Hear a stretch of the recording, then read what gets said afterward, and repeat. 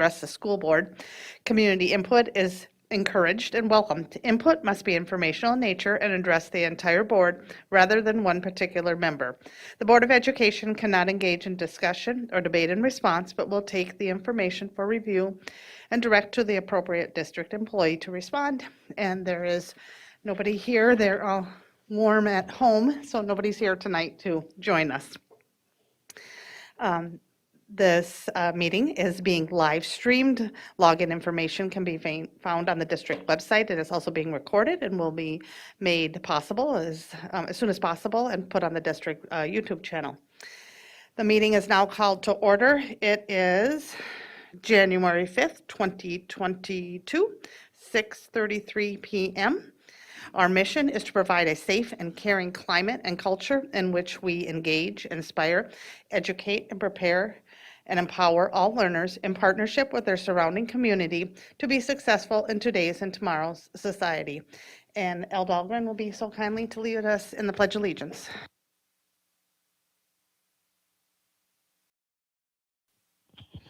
I pledge allegiance to the flag of the United States of America and to the republic for which it stands, one nation, under God, indivisible, with liberty and justice for all.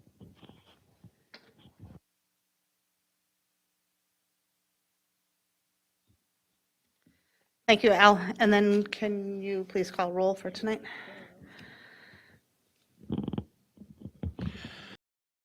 Andreasen. Here.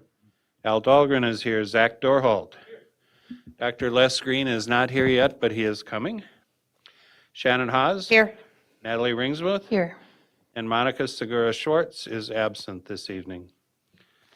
The following cabinet members and staff are present at the district office.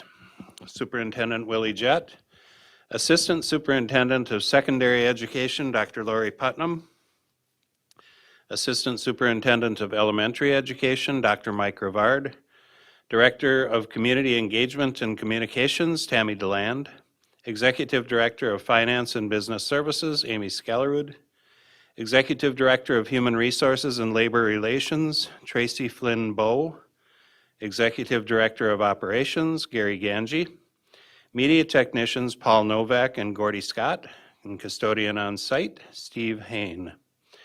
The following cabinet members are virtually present. Director of Equity, Ayan Omar, Executive Director of Community Education, Adam Holm, Executive Director of Learning and Teaching, Lori Posch, Executive Director of Research, Assessments, and Enrollment, Donna Roper, Executive Director of Student Services and Special Education, Carol Potter, and Executive Assistant, Jan McGuire. Thank you, Al. Next, I'm looking for a motion to approve tonight's Board of Education meeting and work session agenda. So move. Second. I have a motion by Scott and a second by Natalie. Al, can you call roll?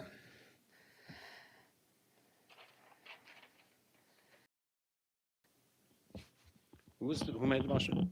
Scott? Scott and then Natalie. Scott Andreasen. Yes. Al Dahlgren is yes. Zach Dorholt. Yes. Dr. Les Green is not here. Shannon Haas. Yes. Natalie Ringsmuth. Yes. Thank you. Next up is the consent agenda. The consent agenda consists of non-controversial items that the board adopts routinely without debate. Any single member may remove an item from the consent agenda by requesting removal at the time the consent agenda is moved for adoption. On tonight's consent agenda, item A, approval of personnel staff changes. Item B, approval of monthly treasurer's report for November.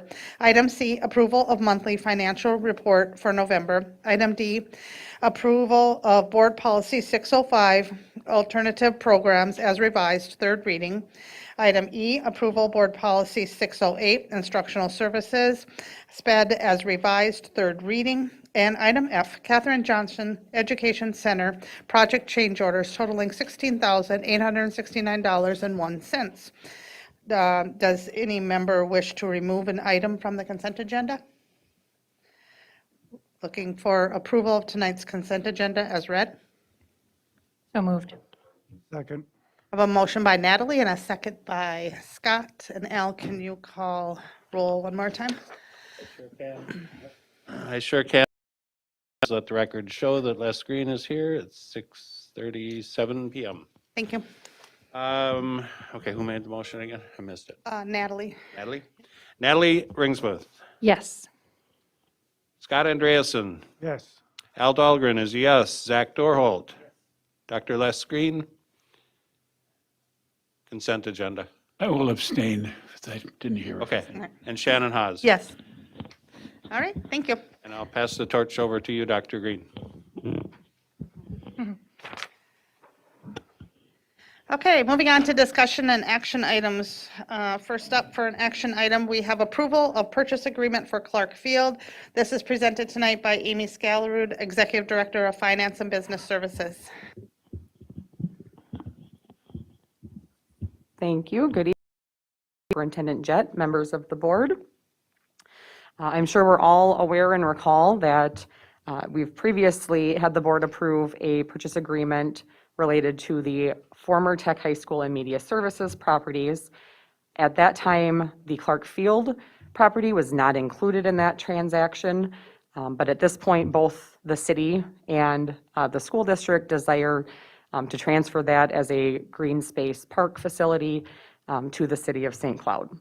The city has already approved the transfer, and we do have a closing tentatively scheduled for this Friday, January 7th, pending board approval.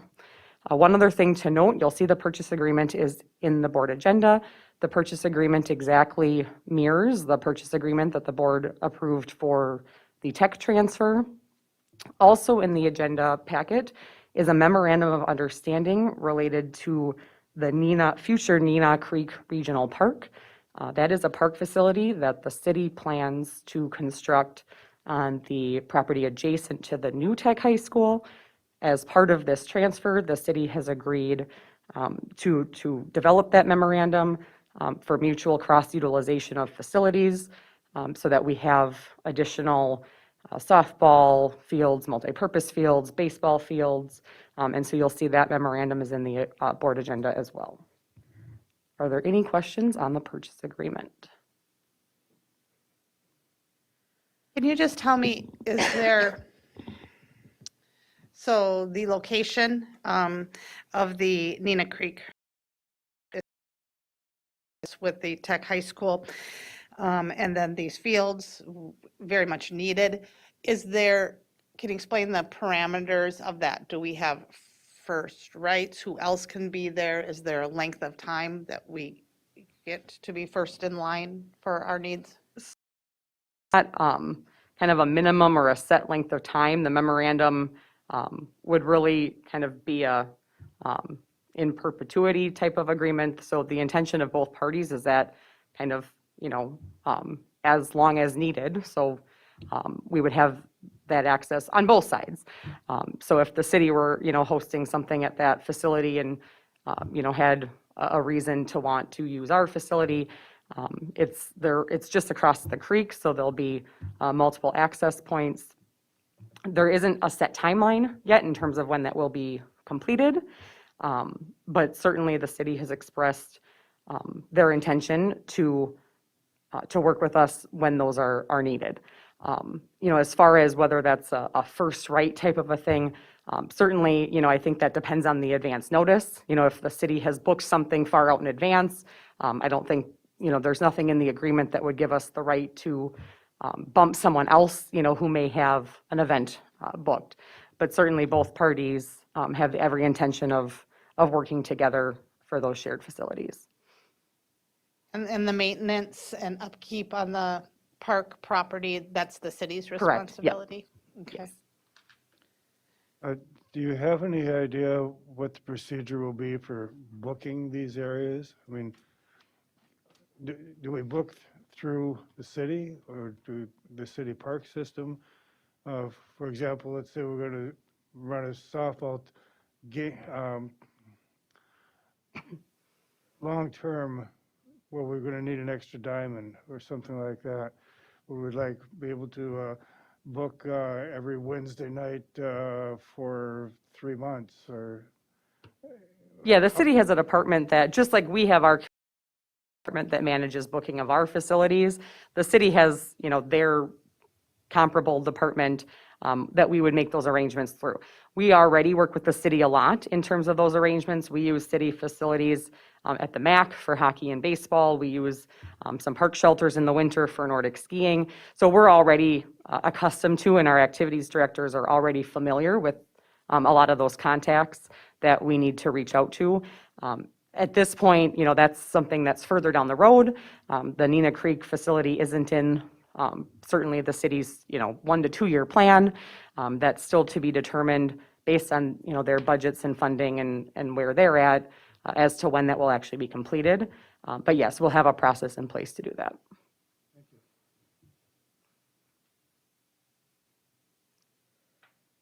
Anybody else have any questions? Okay, so this is an action item, looking for board approval. Les, can you please call roll? I would move that we approve the purchase agreement for Clark Field Second? City. Second? Yep, I have a motion by Al, second by Natalie. All right, now Les, you're on. I had a question. Oh, yeah, please. Seems to me there was two things that needed to be signed. One was the memorandum and the other was the purchase agreement. The motion, should that be adjusted to include the signing of the memorandum? So the memorandum doesn't require board approval. The city council, that's more of an administratively approved document. And so we are having the board only approve the purchase agreement, which is the same as what the city did, just in the interest of keeping things consistent between the two entities. That was their preference, is that based on their requirements and based on statute, the memorandum doesn't need board approval. Thank you. So your motion is to approve the purchase agreement, correct? Okay. Discussion? Okay, so we have a motion by Al, second by Natalie. Now, Les, can you please call roll? Al Dahlgren, Yes. Natalie Ringsmuth, Yes. Shannon Hawes, Yes. Les Green is yes, Zach Dorhold, Scott Andreasen. Yes. Thank you. Okay, next up, another action item, approval of the 2022 Board of Education Legislative Platform presented tonight by Chair of the Legislative Committee, Board Member Zachary Dorholt.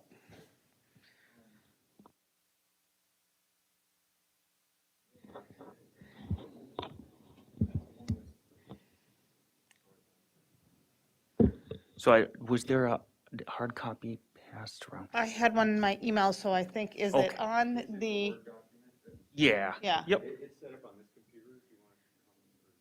Oh, can you I'm supposed to go up there, sure. make it official?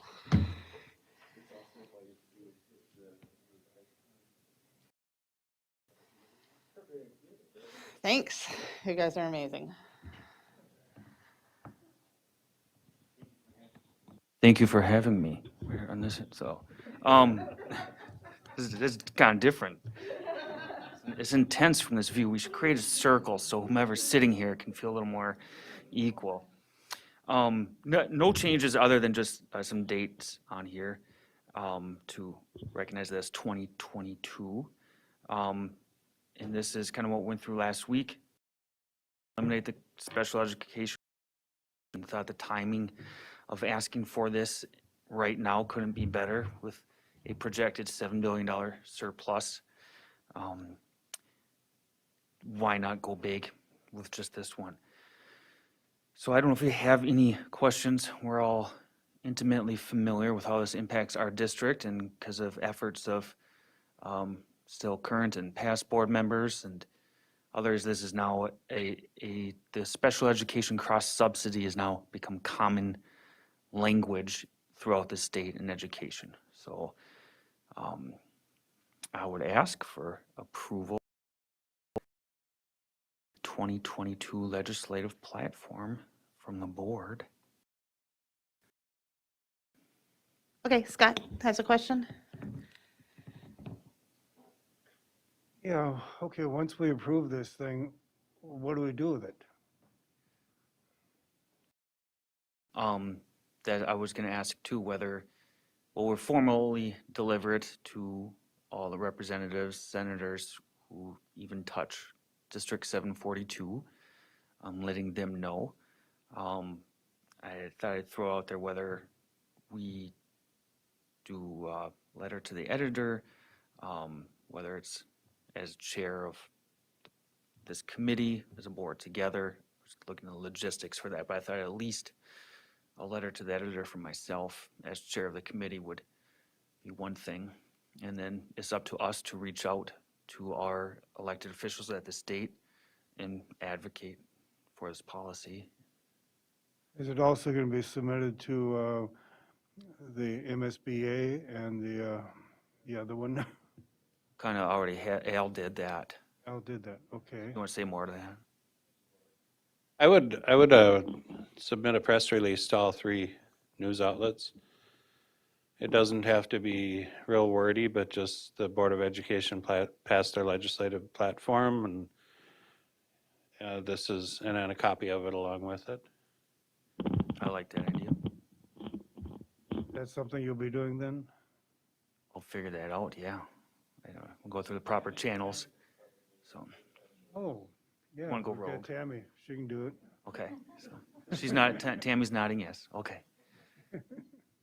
I like this, Zach, so thank you very much. It's simple and it's clean, and I think our central Minnesota community and outside of that has been in an educational learning curve to understand what this is and what this means for our district, to really wrap your mind around what that means, because I think there were big misconceptions Yeah. to what this is.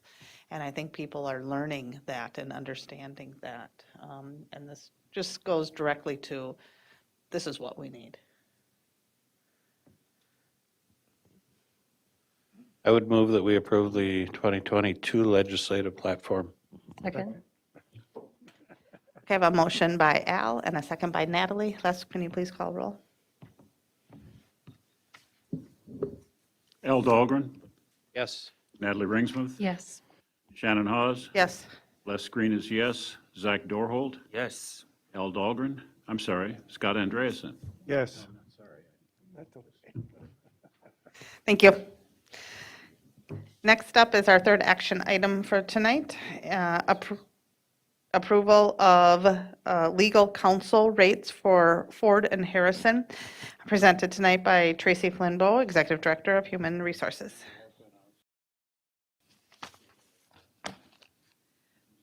Okay, and this was tabled from the consent agenda of our reorganizational meeting on Monday, January 3rd of 2022, being brought forward with a little bit more information for us.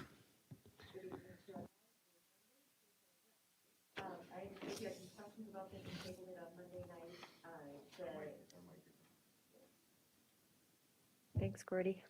All right, thank you.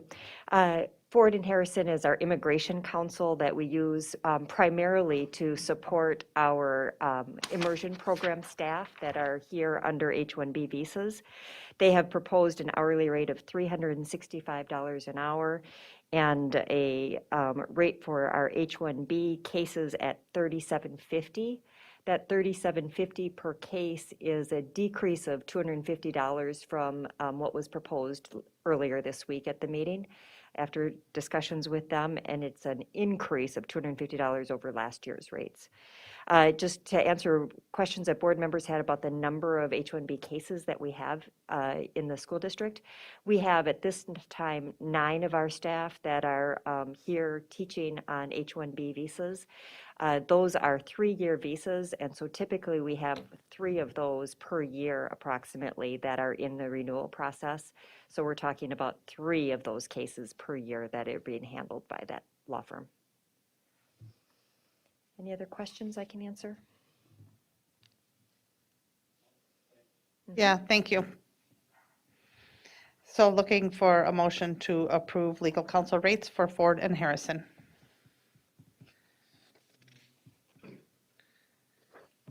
Okay, so I have a motion by Scott and a second by Les, and then Les, can you please call roll? Scott Andreasen, Yes. Les Green is yes, Zach Dorhold, Al Dahlgren, Yes. Shannon Hawes. Yes. Natalie Ringsmuth. Yes. Okay, thank you. Okay, moving on to Board of Education Standing Committee reports presented by the committee chairs. We just have one tonight, I believe, and that's Dr. Les Green presenting the meeting Personnel and Negotiations Committee. Right, we did not have a meeting, and this process of a new superintendent and salary negotiations and things like that are new to me. And so I've been kind of shy about how to do this. And so what we finally worked out is something I think that makes sense, and I'd like to propose this right now. Just so people understand what's happened, the board chair has sent a letter of intent to hire to Dr. Putnam as the superintendent beginning July 1st of 2022. Dr. Putnam has provided written affirmation of her commitment to accept that position, subject to negotiations of a contract. Accordingly, the board chair and I will be initiating negotiations with Dr. Putnam on the terms of that contract. We've reviewed Superintendent Jett's contract and believe that since this template has been previously negotiated, reviewed, and approved by the Personnel Committee and the full board, it is an appropriate template to use for the new contract for the new superintendent. The only term of the contract that needs to be negotiated is the salary level for the 3 years of the contract period. What we propose to do is the board chair and I will review comparable salary data with Dr. Putnam to negotiate a proposed contract that we will bring back to the board for review and approval at a subsequent meeting in February. If that's acceptable to the board, then we can, that's what I'd like to do to negotiate the contract. Questions? Does that, first of all, does it make sense? Haven't confused anybody? Okay. Were you going to provide a copy of the template? Yeah. Before? Yes, you'll receive it within the day. Okay. Okay. Great. And then thoughts about salary. How much, I don't know, I didn't sit in when, for any superintendent hires and negotiations of contracts and wages. So what in the past has been the board's involvement in wage negotiations and? Well, there are two options. And I have not sat, but Al may have, but here's the two options. One is that you and I can, the chair and the Personnel Committee chair can look at the data, comparable data for superintendent pay, and then develop a recommendation to the board, and the board can then talk about that. The other option is that the board sit and do that entire look at the data and then make proposals for what that salary should be. So there's data out there that talks about wages of superintendents and the number of students that they are responsible for, so their district size.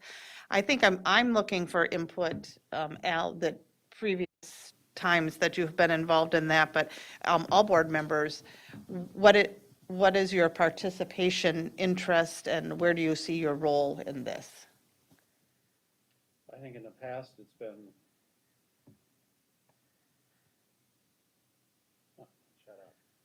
In the past, it's been the board chair and the personnel committee chair that have worked together. It's really been driven a lot by the board chair, especially back when certain members were on the board.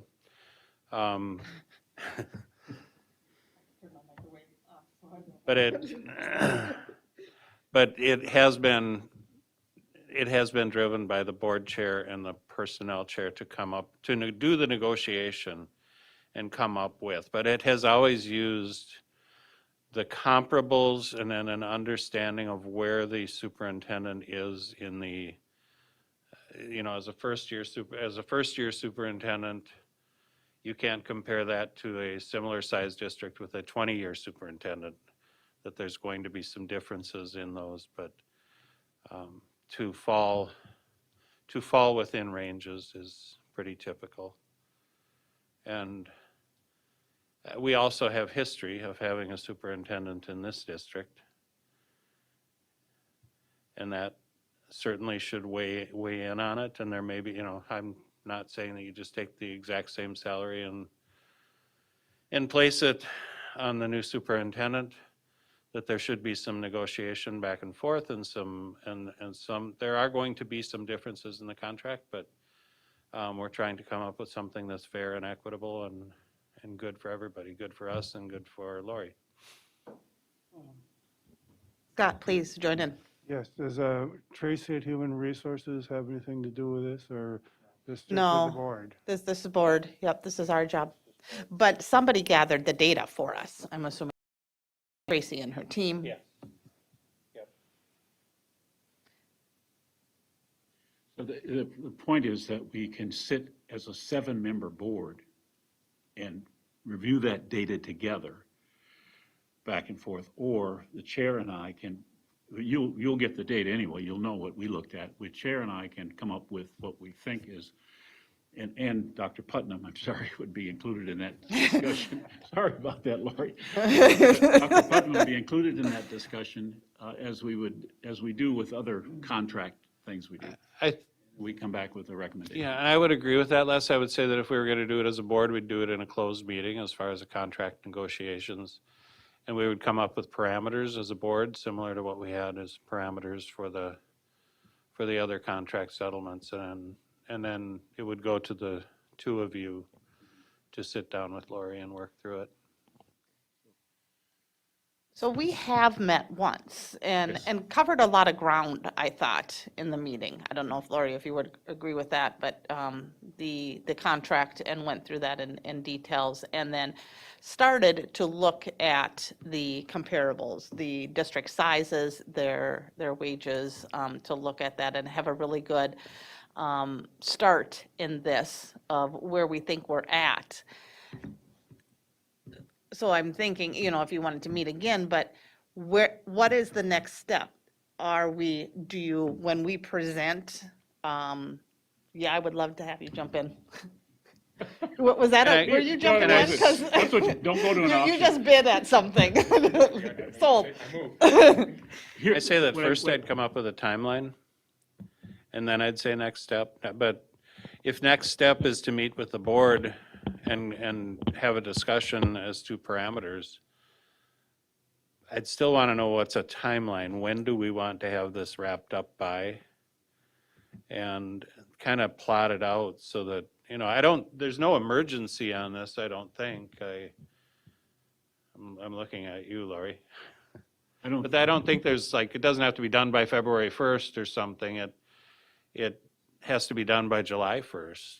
Well, So- my preference would be that we get this finalized Yes. by the last meeting in February. Okay. That is, because I think the groundwork's been laid. When you look at the contract template, that was the ground we covered. Yep. The only thing that has not been discussed is the salary, because I didn't want to start that discussion until we had some opportunity for the board to weigh in on Yep. those things. But I think it's also important, we should all have an opportunity to see the Yep. template and an opportunity to give feedback on that if we Right. feel something would need to be addressed within that template. So I would say that would be done at a close probably after our next meeting, so the January, whatever that date would be on our next meeting. So at a closed A closed session, session, yep, to set parameters. And then the board would hand it off to you two. Okay. And you would have to negotiate with Lori and come back with a proposal. Natalie? But then after the last meeting, after the next meeting, could you guys have met before then and looked at the comparables by then and make your suggestion to us? And then we have that whole thing out of the way, and then the next step is negotiations with Lori? Yes, because I'm feeling really good that we're Yes. close would to be that. fine. Yeah, yeah.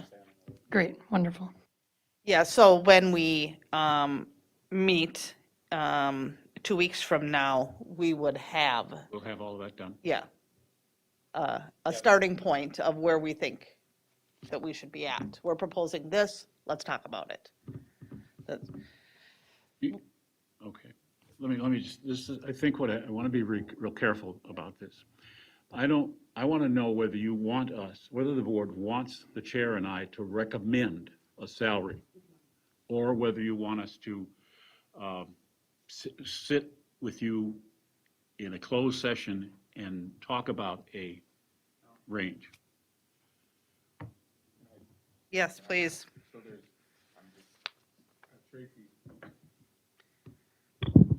Good evening.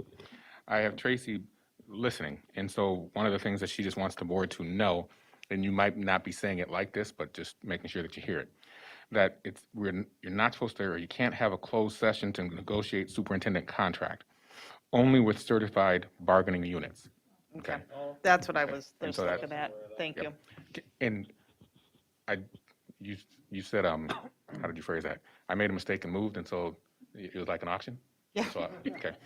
And so with that, as I'm sitting here, and I'm not in this, I look up at the superintendent-elect, and so I feel funny for her with this discussion happening at the moment. So I'm just putting that out there. In my tenure of being here, everything that you've talked about in terms of how it goes, the board chair, the personnel chair, that's all in sync with everything I've ever experienced. And then the conversation with the superintendent. And the one thing, Al, you talked about the timeline. And so, yep, that was definitely something that was always, you kind of knew what that was going to be. And then you talked about the template being shared with the board. And so I always knew that template was shared with all board members. And then what I remember, and I might be wrong, but what I recall is board members had conversation with the chair, or they had conversation with the personnel chair. That's how it kind of took place. And then the two individuals collectively met with the superintendent, and that happened at that moment. So in other words, individual board members got a chance, as they were looking at the template, to make their comments to the chair and to the personnel chair. Just my experience in the past. Not going to talk about my first experience, but the other ones, because you smiled.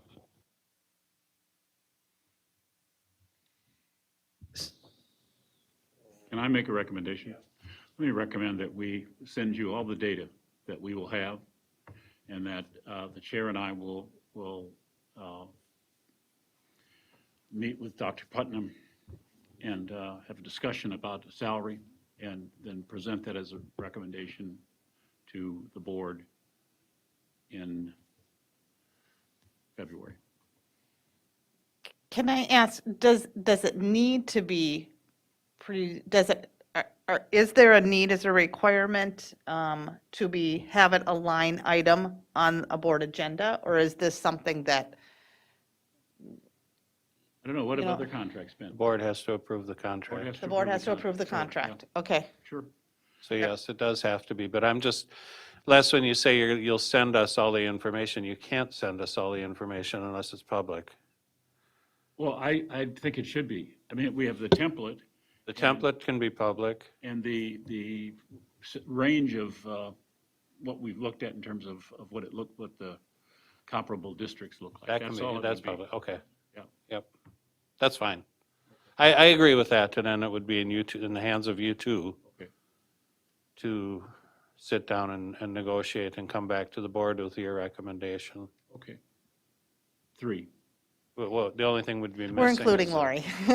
Well, right, Right. you okay, two from the board Right, okay. to sit down and negotiate, but then the only thing that would be missing is that there isn't a pre-approval necessarily from the board on that to say, yes, we support this, or no, we don't support this, so. But I think you know what we'd support and what we wouldn't, so.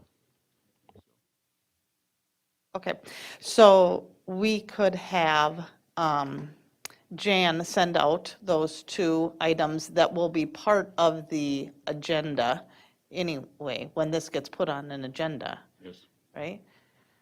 So Template.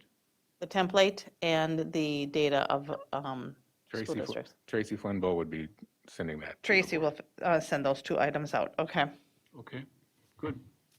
I'm sorry this is, I mean, I'm new at this, and I think that I've never been involved in this part of the superintendent things. I just wanted to make sure I was not overstepping and suggesting the board shouldn't be involved in it or whatever. So, Yeah. and I have to apologize to Lori because she must be wondering if she's following a crazy hound dog around because I keep. No. And Lori, just for your benefit, you know, this is just the first of many awkward. Can, Chair Hawes, can I just say one more thing? Yes, And please. again, I'm not in it. Historically speaking, and I'm just saying this because I remember Al being board, either board chair or the personnel chair at one of the times or one of the go-rounds. And so me having the conversation with you, personnel, I think so.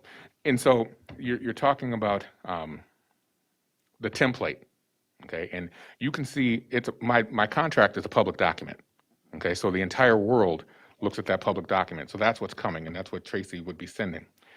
The comparables, members of the community would need to go to websites and other avenues to find those superintendent contracts, because everybody's is public. But there are some, what do I want to say? There are some documents or things that are shared amongst superintendents, not superintendents, or amongst HR directors or within certain things, or the superintendent, I'm not going to name the district that he's in, but he gathered it. He called all of us to see certain things. And those are not necessarily a public document. You could gather that if you went and did it all on your own, but the spreadsheet or the Google Doc that has in it, or the info that's in that, that's not a document that the world actually sees. And so I'm just throwing that out there. The thing that historically that has been shared with the community or provided is the template or what now is my contract. And so I'm just saying that out loud. What I'm throwing out there, though, Willie, is that if something is shared with all 7 members of the board, Yeah. it has to become a public document. Completely agreed. And so part of where I'm really going with that is the board, the template, my contract, in the past, that has been shared with the entire board. The comparables I've witnessed with the personnel chair and the board chair. I've not necessarily witnessed that in my history or my tenure as a document being sent to the entire board. That was my rationale for saying that. So where I'm stuck at is when we come up with a dollar figure that we think is very reasonable and makes sense, that the comparables are what support our data, and is that public, is that for the public to see those numbers or not? And I get it that this isn't an official document. It's all public. It's all public somewhere, because all of those superintendent's contracts. So I would say that there's no real danger. What I've witnessed in the past is the chair of personnel and the chair of the board share the ranges with board members. That's what I recall, that you share the ranges with individuals. And with that, Elvis is leaving the building in this conversation. Okay. Okay, that Right. works for me. Good. What I will do and what we will do is sit down and figure out what we're going to send to the board. I'm a little concerned about the concept of justification for what we come up with. I think we're going to look at it and decide what makes sense, and then Yes. we'll come forward with that. And again, I'm sorry this has been so confusing, but I just want to make sure that everything is clear, fair, and that we don't wind up with somebody saying, well, you didn't do this or you didn't do that. And so, not amongst the board, just anywhere. So Right? Yeah. Thank you. I have my marching orders. Okay.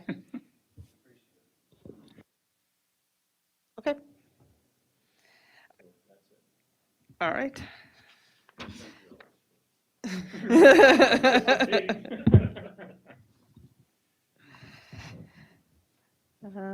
Okay, then future agenda items. Board of Education members may suggest items or topics for future board meeting agendas to the Board Development Policy and Governance Committee. The January regular board meeting topics will include a student activities account and overview of changes made to district practices and procedures relative to arts and activities that meet the needs of our students. This meeting is now adjourned. It is 7:13 PM, and we're opening up the Board of Education work session. First up is Staff Demographics Report, presented by Tracy Flinbo, Executive Director of Human Resources.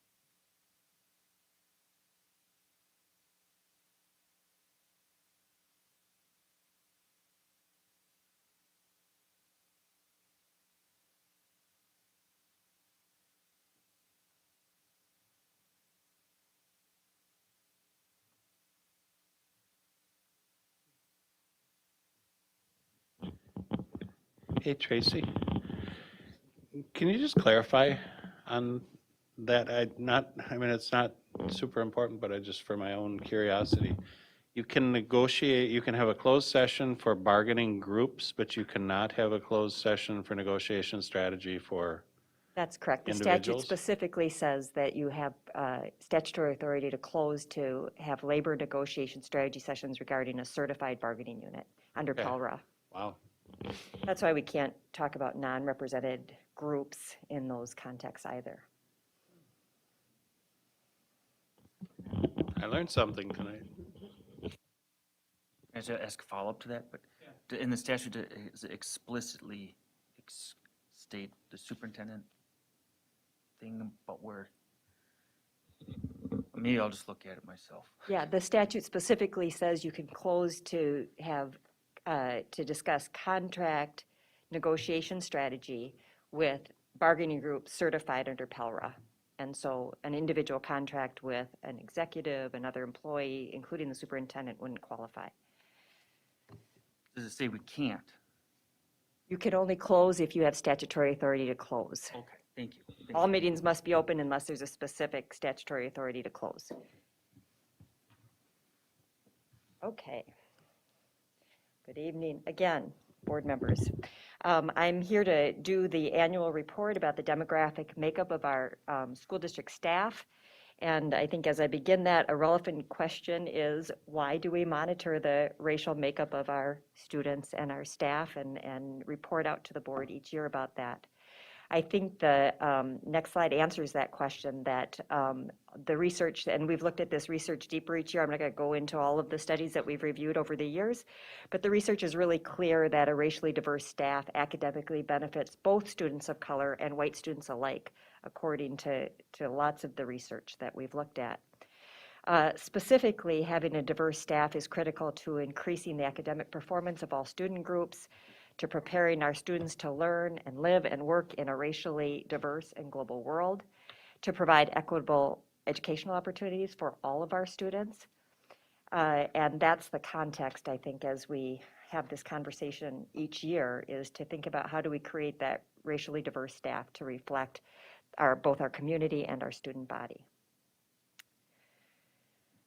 This slide just demonstrates kind of the challenge of this work, right? While we know that this is what the research tells us about the positive impact of a racially diverse school staff, we also know that it's a challenge because of the percentage of teachers of color that are in the teaching workforce. In the state of Minnesota, that number sits at about 5%, 4 to 5%, depending on the year. But the challenge then for school districts across the state and the nation is how do we diversify our staffs with a limited supply of teachers in that workforce. This next slide is very difficult to read on the screen, and you all have a copy of it, so it makes it a little easier. And in the copy that you have, you also see on the far right-hand corner the comparison to last year in each of the categories.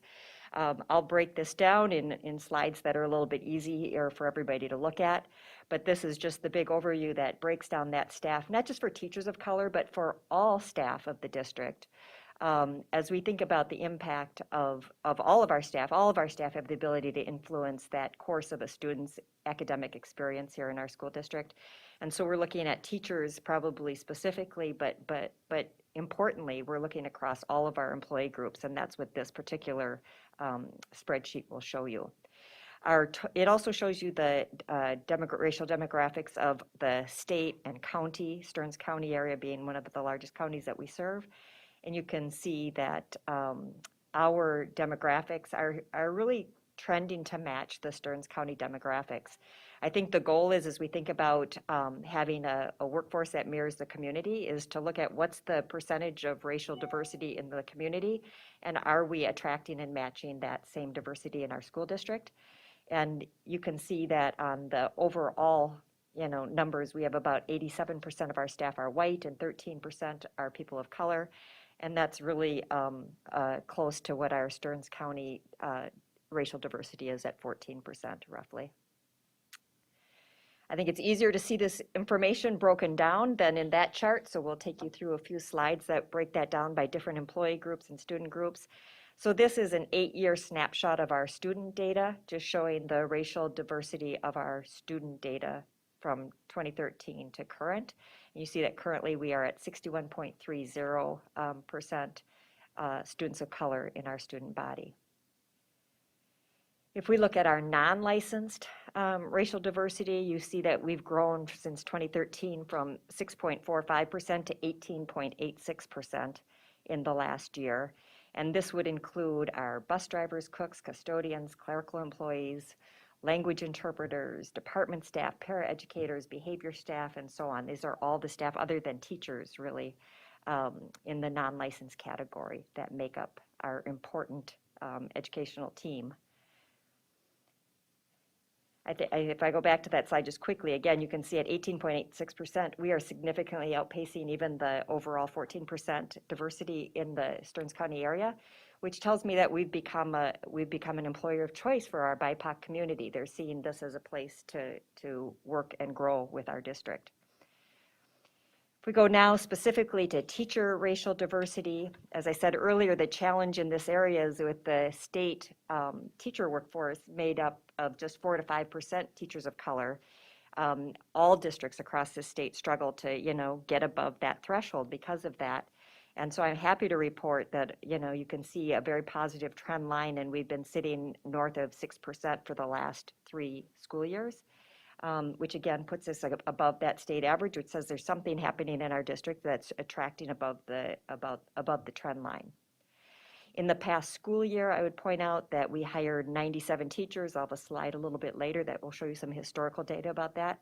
And of those 97 teachers, 12.37% were teachers of color. So we are seeing that, particularly in recent years, we're growing the new teacher pool at a very significant pace over what the state would predict.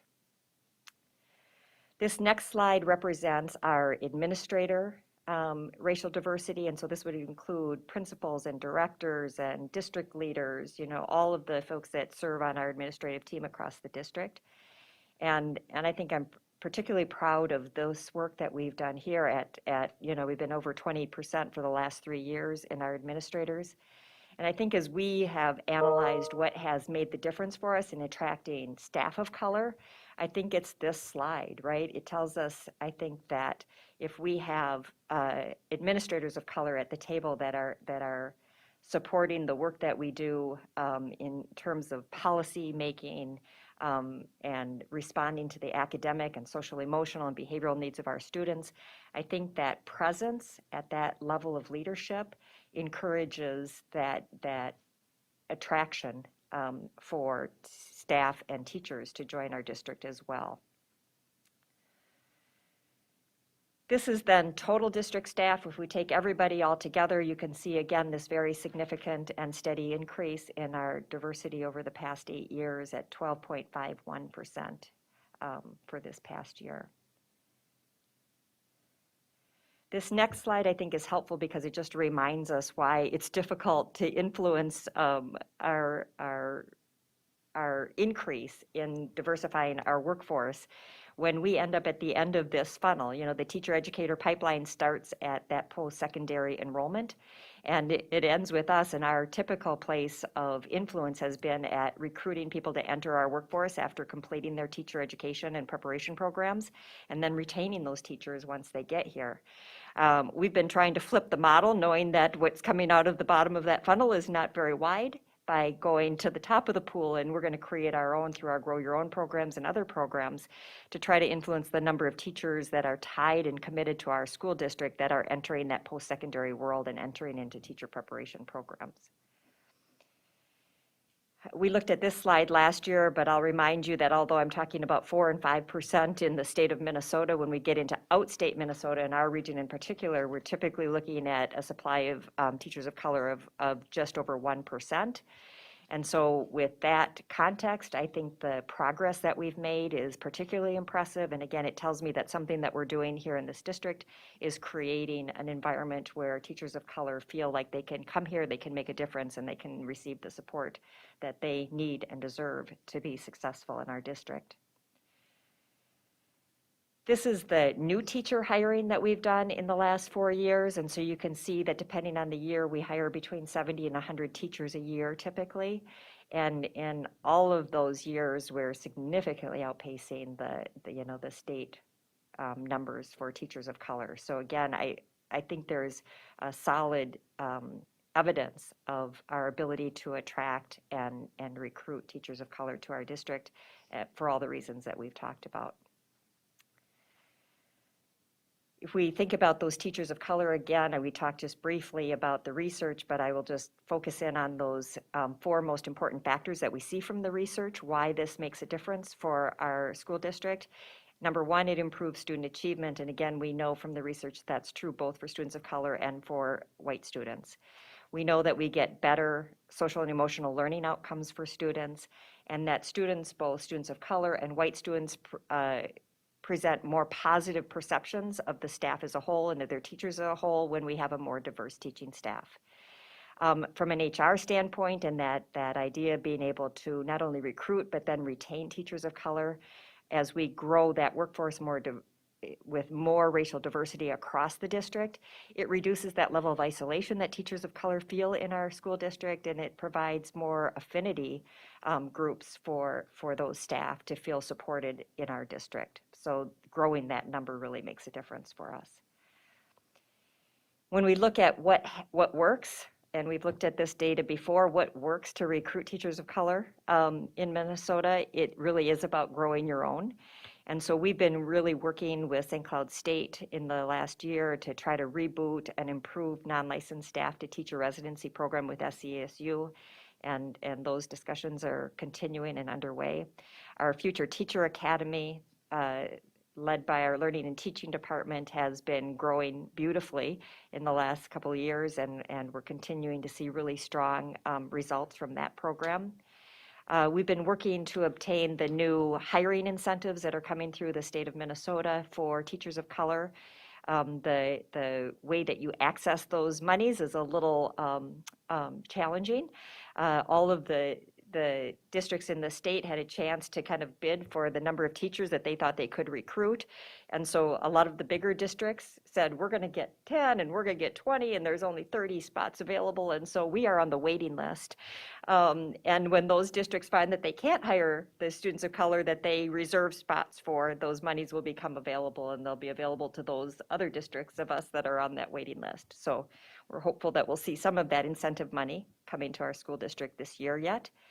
And then, as I talked about earlier, I think that pipeline that we create, fueled by our administrative team, that is paying particular attention to the effort to recruit a diverse staff, has been really helping us.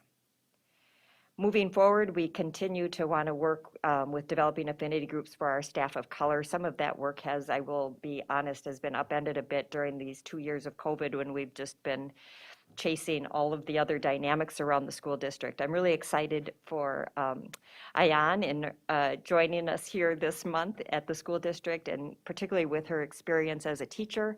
I think she's going to do some really important work for gathering up our teachers of color and making sure that we're listening carefully and attending to the needs that they have to be successful in our district.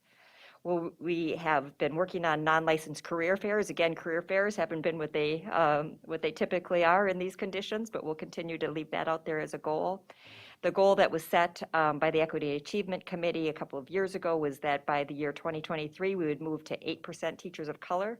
We're currently at 6.38% with 60 teachers of color across our district. So we'll continue to move toward that target. And then again, the Grow Your Own program, looking to have a more robust program that we can partner with St. Cloud State on. If you look at the percentage of our non-licensed staff at 18+%, that's the most diverse pool of folks that we'll find in this region. And they're right here and they're already working for us and committed to the education of our students. And so if we can find some pathways into that educational structure for them that will be meaningful and viable, I think that will be one of the best recruiting tools that we can have. So that's what I have for you this evening. I'm happy to take any questions you might have. Thanks, Tracy. Anybody have any questions or comments? Al?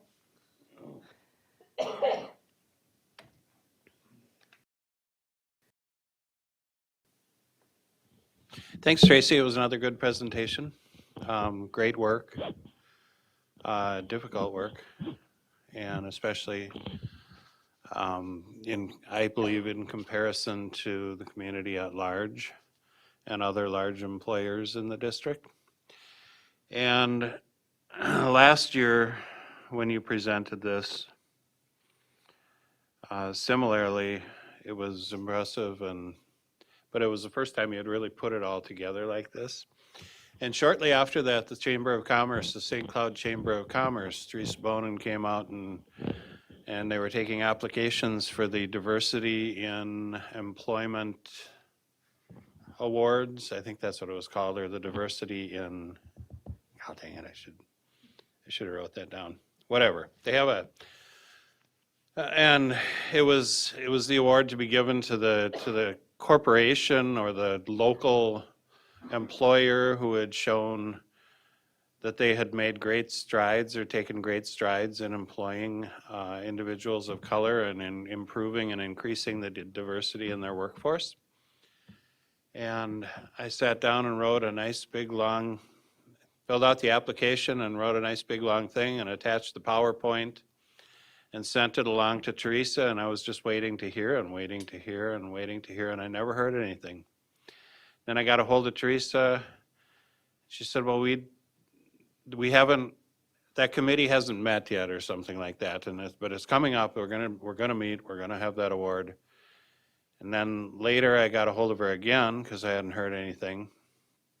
And it was, the answer was that committee hasn't met and there isn't a lot of interest in the committee and it doesn't look like they're going to be meeting, but we're still going to have the award. And you had a great application and that's a great presentation. And my belief in this is that this shouldn't be presented to us. This should be presented to the community. And go out and say to other employers, this is what you can do. We've done it. And things are getting better, not worse. And, you know, it's a good thing. We need to see this in other employers. But anyway, then at the very end, I think I called Teresa and nothing. And then now we got our new chamber person, Julie.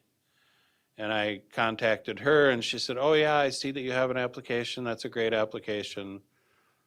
But I don't know if this award is going to be given out or not. And it just got lost. Yeah. And it's a real disappointment to me because the Chamber of Commerce shouldn't have lost that. They went out, they asked for applications, they were going to give out this award. They should give out this award. And, you know, by golly, if we were the only people who had a story to tell and the only application that they received, then we should get it and they should showcase it. And I really think that it should be showcased, so I'll keep pushing, Thank you, I agree. but Choose us. I haven't gotten anywhere with it yet, but I'll keep trying. I've been a member of the chamber for like 30 years, so that's a lot of dues. They should respond with something. It's a great story to tell. I always look forward to this because this is a proud moment to see this presentation and all the hard work. I realize that there's so much that goes into making this where it's at to support those numbers. Les? I was wondering if there was any breakdown between American blacks and non-American blacks, because there is a difference. Yeah, well, the reporting that we have comes out of our EEOC based on those federal categories, and I think we've had this discussion before with respect to students and other reporting that we have to do. And it's not broken down in that category, right? So an employee can choose to answer the EEOC reporting form under the categories that are provided by the federal government, and they don't break them down. Go ahead. As, you know, we've been at this for a lot of years, and I've said before, I'm impressed this community has done an exceptional job of making sense out of the concept of diversity. And I think as I mentioned some time ago, we had a meeting of policymakers in St. Cloud a long time ago, and that meeting was called by the mayor, and the mayor had to include people of color in the community, but there were 27 people, and there were no people of color that were technically policy, and they weren't. And I said, don't do that. Left it. And when people saw that, we had that meeting in 2015. Again, there were 27 people, the superintendent of schools, police chief, college presidents, significant policy. Today, if we had that meeting, of those 27 people, 27 categories, 13 of them would be people of color. 13. You got to understand, that is so outrageously positive. I'm sorry, my mic is on. I'll say it again. Of that 27 members of policymakers back in 2000, today, if we had that same meeting with the mayor's office, 13 of those people, of the 27, would be people of color. That includes a superintendent of schools, police chief, the director of public transportation, those and college presidents. So I think Al's really right about this. This is not a school district award because without the rest of the community, people wouldn't be here. The whole point that people were doing at that time was we're not trying to hire people of color. What we're trying to do is get people of color to look at our community and see if we can get them to apply for jobs so that we can look at them and talk to them. And what the mayor said at that time is that, you know, if we get to look at enough people of color, we'll find people of color we can't do without. And some of the businesses said, we'll find people of color we don't want working for our competition. And that's why they hire them. So that's the difference between a community that's trying to diversify and a community that's saying, we need good people in our community so we can do good things. And when that transfers to education, and I think people need to understand, when students of color see people in their own community, very successful people, a superintendent of schools, teachers in the district, college presidents, they can say, I can do that. I can do that. And that is what is the whole process that moves us away from where we've been in this arena of racial diversity and that kind of stuff into what we call liberty, justice, opportunity for all people, because they believe it. And superintendent of schools walks through a school and a tech high school, and they see it, and the people look at them and they go, I can do that. And they can believe it, and they can see it, and they touch it, they can feel it, and they can have him scream at them from time to time, as some of my grandson has had him do. But that point is, I don't want to go on and on in this. Tracy, I want you to understand very specifically that you have driven this thing in the district. You've been the driver and the force behind this, and I cannot tell you how much I appreciate what you do in this arena. This is phenomenal, and I think all of the staff and all of the people we have in our district make people feel welcome. That's the other part that's really important. So, yeah, we deserve this award. The community deserves the award, and they ought to do something about it. Well, no, they don't have to do anything about it. We know we're good. So, thank you. I'm sorry, I'm sorry. I'm glad I got a chance to say this. I have not. This is something, if somebody had told me, if you had told me that I would be able to say this in 2010, what I said today, I would have laughed at people. So, thank you. To your point, Dr. Green, I got to talk with one of our teachers of color this morning who shared in this district. I chose this district because of your student body and because I had a teacher that looked like me. And that's why I'm here today, because I want to be that teacher, right, that creates that pathway. And so I do think it's such important work for our students and for this community. And so I'm proud of that work. I've had wonderful partners in that work. So we've done that work together. But and at the same time, I'm also listening to our teachers of color that say that, you know, we walk a difficult journey, and it's not the same journey that our white teachers walk. And so again, I'm really committed to making sure that not only do we create the opportunity for teachers to join our district, but we create the right conditions for them to thrive here. So I'll be looking forward to partnering with ION in that work as we move forward. Thank you. Anyone else? I was just going to say the other thing about this reality is that we have so many families that have chosen this district because of what this looks like. Yes, families of color, but also families who want their, white families like mine, who want their kids to be prepared for what the world looks like instead of just what your home looks like. So it's one of the, when people say bad things about this district, one of the first things I'll tell them is this. And they're like, no way. You have the same percentage as like Minneapolis, St. Paul. I'm like, yeah, we've worked really hard at that. So it's a success story. So thanks for all your work and everybody up there for all their work as well. All right. So it's one of those good feeling moments, and Tracy deserves, people on that screen deserve incredible credit, and we're talking about the community and people need to recognize, but I need to make sure I say this out loud.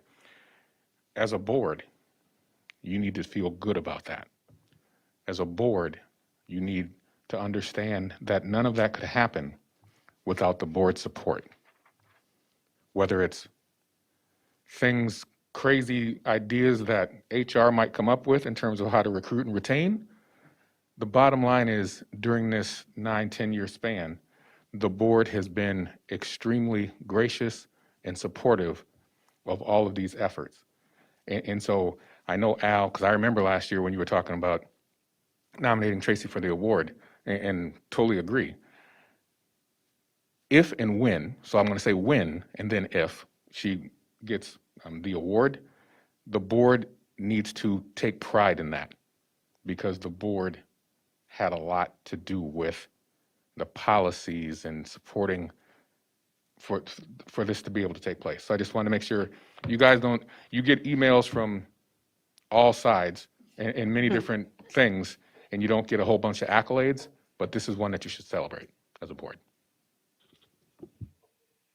Thank you, Tracy. Okay, next up, we have Marketing and Perceptions presented tonight by Tammy Deland, Director of Community Education and Communications.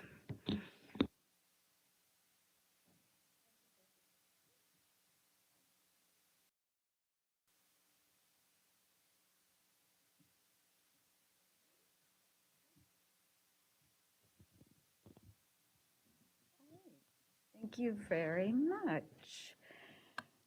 I am happy to be here tonight with you and privileged to talk to you with a, you can't hear? You have to turn it. I'll just get a little Okay. closer. I can do it there.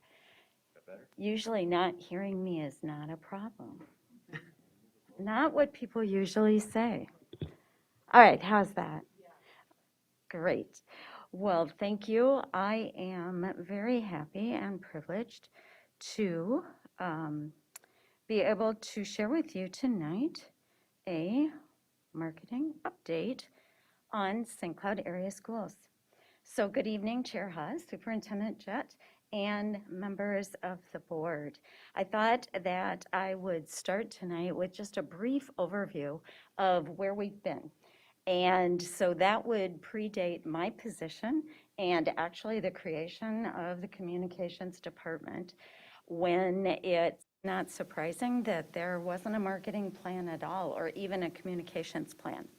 And so as a result, individual school sites, for example, programs, departments, did not have any specific marketing that would distinguish them. And the branding that existed wasn't consistent, and therefore that created some confusion. You know, who or what represented the district. It wasn't always clear. A good example of this is the old website. I remember, for example, Community Ed's webpage was actually pink. And so it was very hard to tell that they were part of the school district. So that's kind of where we began.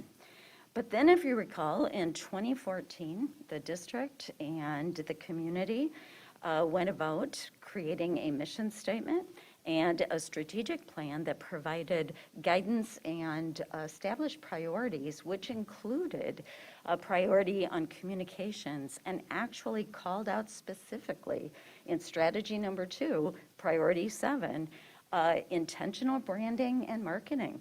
We as a district are going to improve the image through intentional branding and marketing, highlighting our strengths and our unique qualities in order to promote our diverse partnerships in the community. So what we've done, we started with a communication audit that was actually very thorough.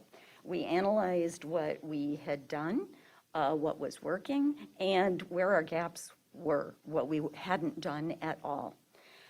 Pre-COVID, so that would be a little over 2 years now, we established a marketing advisory committee that was comprised with many marketing experts in our community, both public and private. And Al sat on that committee as a business owner. We've also solicited stakeholder input in a number of different ways, through focus groups, through surveying, and at different times we've hired professional marketing consultants to help us when we had a specific purpose in mind. So to begin, we went to work on that improved image by creating marketing toolkits. Those logos and brands for each individual school. If you go to the website now and you pull down this school menu, you'll see that every school has a very distinctive logo. That happens to be Clearview Cougars, right there you can see. But as you look across all of those schools, those logos resemble each other, and more to the point, they very clearly are part of the district brand. Within the marketing toolkits, individual staff members can find what they need, the materials they need to market at their own school site level. There are posters, letterhead, postcards, flyers, all of the tools that they might need. In addition, in a more comprehensive view, we created a branding and style guidebook, which absolutely spells out, here are the fonts. Here's the style guide that we use in the district. On the right-hand side of that slide, you can see these are our official colors. Schools have official colors. The district has official colors. So that if we're publishing something, it all looks the same, no matter who the vendor is. And then, of course, our marketing efforts become very concentrated when we launch a campaign. And these are probably recognizable to you as the marketing campaigns that we normally kick off at the beginning of our staff kickoff. It's usually a 2-year marketing campaign, and it comprises many, many hours and many thoughtful materials and actions that accompany that. The 742 Proud was our first marketing campaign and is pretty recognizable here. And I thought that maybe it would be helpful for you to have an idea of what a marketing plan looks like. This is just a snapshot of one page of the 742 Proud campaign, but all of our marketing campaigns start with a goal. And with the 742 Proud campaign, that goal was to increase overall student enrollment and community support through elevating that 742 Pride. And we learned about that pride when we did those focus groups. And we knew that that pride was there. So we wanted to elevate it and we wanted to highlight it. And that included students. That included families, that included staff members, and of course, our community partners. During a marketing campaign, when we're doing this plan, we want to make sure that we know who those audiences are, so we identify them, so we are inclusive. We also identify what strategies we want to use when we're marketing. And with the 742 Proud campaign, we were very specific that we wanted to use testimonials. We wanted to storytell so that we connected those audiences to the specific benefits of our district. And then we would go about identifying our delivery types and our platforms. So you probably will recognize some of these key messages that we identified. Some of them came straight out of the strategic plan. This was an example of kindergarten promotion, making that big step into kindergarten easier. And these were all testimonials of our family members, our staff members. We used audio testimonials on radio ads. And what you're seeing here are examples of our billboard campaign. The IM 742 marketing campaign was intentionally created to build upon the success of the 742 Proud campaign, but it also, we wanted to focus with this campaign on a very personable, human way to illustrate the many faces of our district. And I'm going to play just a highlight here of that video.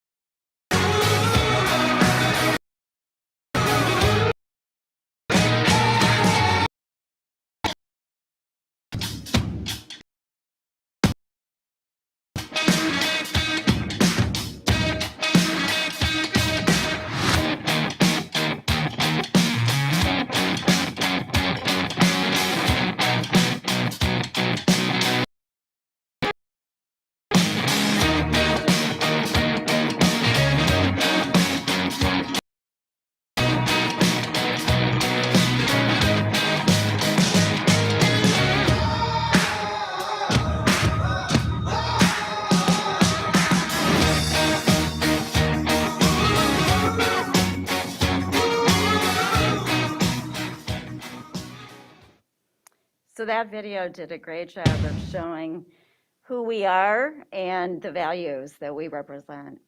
This also was part of the I Am 742 campaign. These were Facebook ads, and this is a staff member who said, I am driven, confident, a lifelong learner, a student-focused tutor, organizer, a junior Rotarian.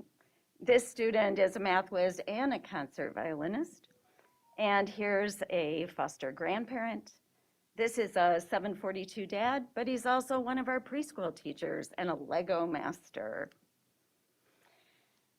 I think you can agree that was a great campaign for very up close and personal viewing of who we are. The 742 Be the Difference campaign actually rolled out of a targeted HR marketing campaign, and I'll touch on that a little bit later. But with this campaign, what we want to focus on are the many ways that we make a difference for our students and for our 742 community. In the upper left-hand corner there, you'll see Mr. Olson. He, in this video, was illustrated making a difference being humorous every year. And he has done this for years. Mr. Olson, who is a Phi-Ed teacher, dresses up in a different Phi-Ed costume, and that's how he has his school picture taken. And there have been so many years of them now, he has a montage of them. And this video, this YouTube video, we also put on social media, and it got picked up, and there were actually television stations that were showing Mr. Olson and his years of costumes. 742 Be the Difference campaign was also a bridge over the spring of 2020. And so some of the marketing in this campaign was showing the extraordinary efforts of our staff during really extraordinary and difficult times. The 742 IT squad, I don't know if you remember that video, but that actually emphasized our tech integrationists who were making sure that every student in our district had a device in their hands and knew how to use it when we went into all distance learning. The video in the upper right-hand corner is Mike Payton, who is a Clearview custodian. And in his video, his Be the Difference video, he talks about the importance of making sure that his school is clean and sanitized and is feeling safe for the students and the staff. And then he admits that he occasionally dresses up as Cody the Cougar and meets the kids at the bus stop because that's a welcoming way to come to school. And that brings us to our current campaign. This year's campaign is 742 Together. And we are celebrating that we came back together in person, and we are happy and strong and united in this work we do during really challenging times. I know you can all agree that a really important part of marketing is telling our story. And we do this really well, but through a variety of channels. I know that you've all seen the videos, which are amazing in the amount of emotion and storytelling that they do. We also produce almost every single week a blog, which is featured on the website. And then, of course, we push that story out through our social media. And we also use our website as a marketing tool. And of course, mostly people think of the website as an informational warehouse, which it is. It's where we have information. You find out when events are happening and so forth. But we also use that website to market. We use our news stories in that way, and we use our gallery, our photos and our videos to tell stories. Also our publications, whether they're electronic or in hard copy. And we love what we call unearned media, which is when we use our media sources to help us market our school district, whether it's newspaper or radio station or even people who are local bloggers. I thought it might be fun to trace how a story sometimes adapts, evolves, and takes a life of its own. This is a story we did a couple of years ago called Dressing for Success. Carissa wrote it about Mr. Mathiasen at Lincoln Elementary School. And Mr. Mathiasen, if you don't know him, dresses up and makes a point of every Tuesday calling it Dress for Success Day. And he encourages all of his kids to literally put on the tie or the blazer or the dress shoes and feel the importance of coming to school and elevating the importance of that particular day. It was a great story. And we put it on our Facebook page. And from our Facebook page, someone called Boyd Hubert. And if you don't know who Boyd Hubert is, he's a reporter for KARE 11, and he's a great storyteller in and of himself. He has a series called Land of 10,000 Stories all across the state. He called and he said, I'd really like to interview this teacher. He came, he talked to Mr. Mathiasen, the kids, did a wonderful story on his program, and that wasn't the end of it. There was so much attention and outpouring of goodwill to the Boyd Hubert story that KARE 11 then did a news story as a follow-up of the amazing donations we got from all across the state, and Lincoln actually ended up with things that were from across the country, ties, dress shirts. It was amazing. They were a little bit worried about storage, but very happy. Now, all our stories don't roll out that way. But I thought it would be a really good way of looking at these various channels, and that's how that outreach grows.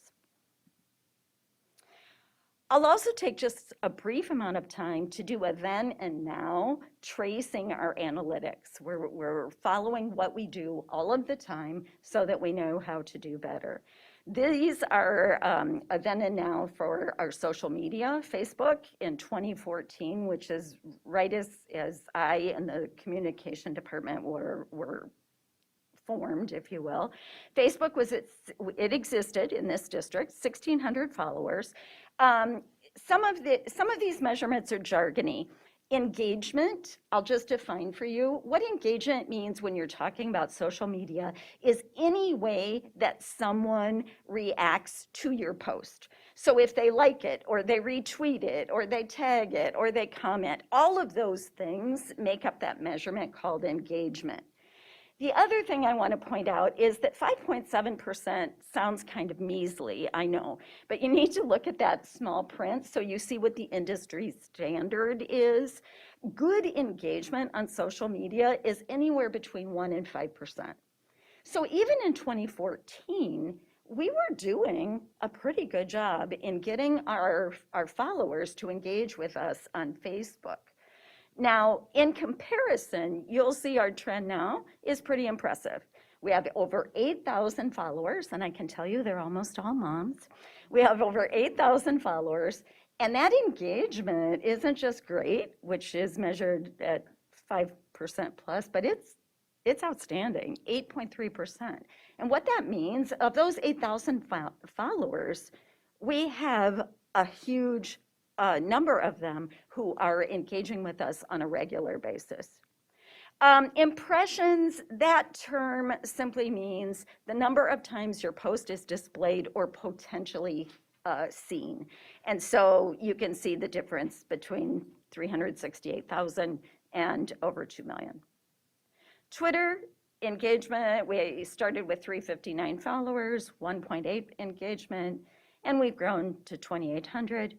And again, that 4.4 engagement is considered great engagement.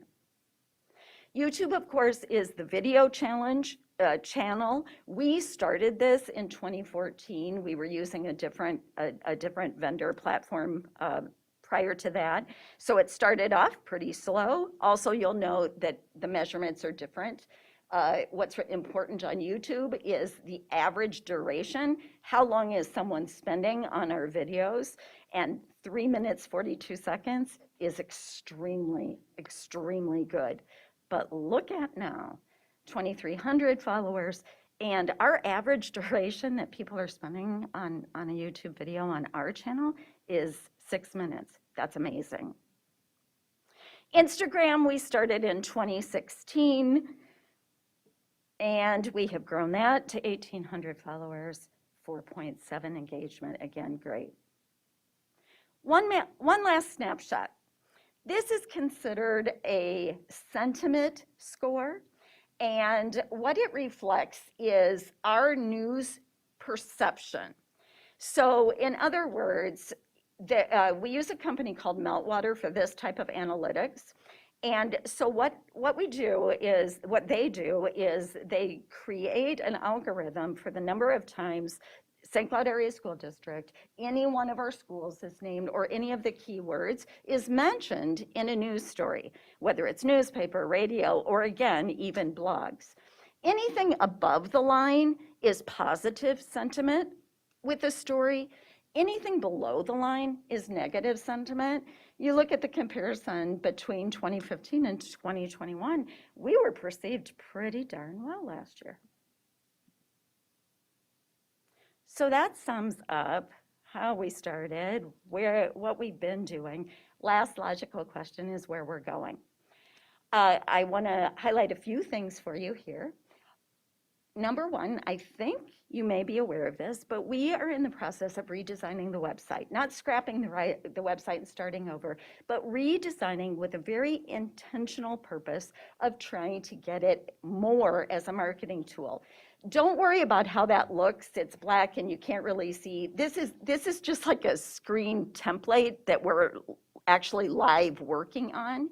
But what I want you to pay attention to is this is going to be on the homepage of the website, and what we're looking to do is drive people to this section that tells them, well, this is why you want to choose 742. And then each of those categories is going to be a little story or maybe a video which tells them that unique benefit of our activities, of our AP programs, and so forth. We want the website to help us do that work. I also want to point out that target marketing is sometimes very dependent upon what time of year we're at. So for example, right now it's January and it's preschool registration and kindergarten enrollment, and right on the tails of that is middle level open houses. So we're in the process of that marketing as well as kindergarten kicks off.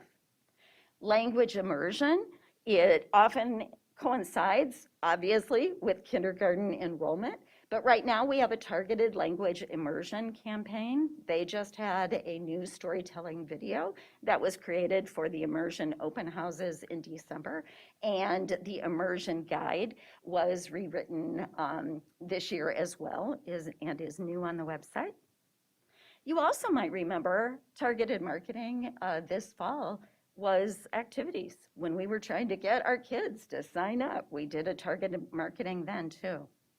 Also brand new, we have 2 language Facebook pages. You can read the Spanish 742 Facebook page or our Somali. And when I say new, I mean they're like 30 days old.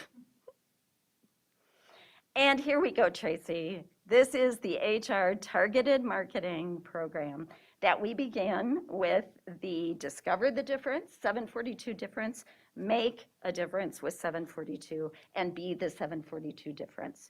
This is very targeted to hiring and filling in those staff gaps. And right now, we're working with HR on a monthly marketing campaign for them. Finally, I'd just like to give you a little teaser. We are working with a consultant right now on a comprehensive marketing plan that I should be able to tell you more about in just a little bit. We're getting a proposal together. One last note, I'd just like to remind us that marketing actually belongs to all of us. It's not just a communications department solo act.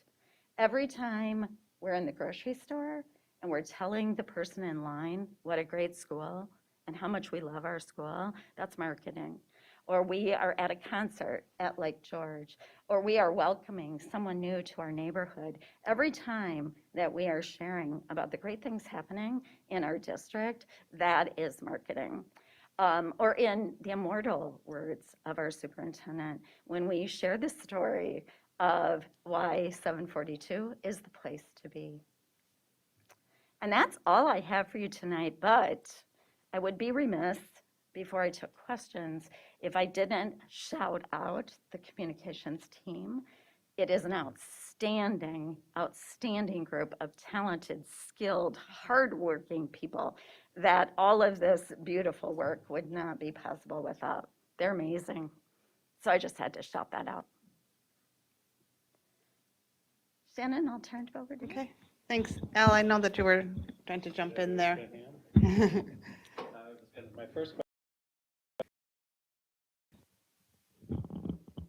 My first question was back on the Facebook page.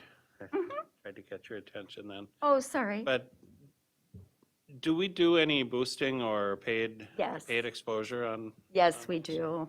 That's a really good question. And it goes to the algorithms. Facebook is notorious for changing its algorithms, for getting its traffic, right? You know, its organic reach. And some time ago, the big change they made was that very thing. When Facebook first began, you could drive people to your site very easily by being clever or having these great photographs or whatever the case may be. Organic reach is basically, as you know, almost non-existent anymore. You almost have to pay. And so we do in a very targeted fashion. So for example, this month I have a budget that I assigned to Facebook advertising. Can I say that? Amy, can I say advertising? I have a budget that's small, but it's targeted for Facebook ads. There she is. I said advertising. Am I in trouble? And this month, it's for kindergarten enrollment. Those targeted Facebook ads, and so that pushes it. Right. Facebook seems to be, you can get pretty good organic, likes you, but it's real difficult without paying for it to get outside that circle.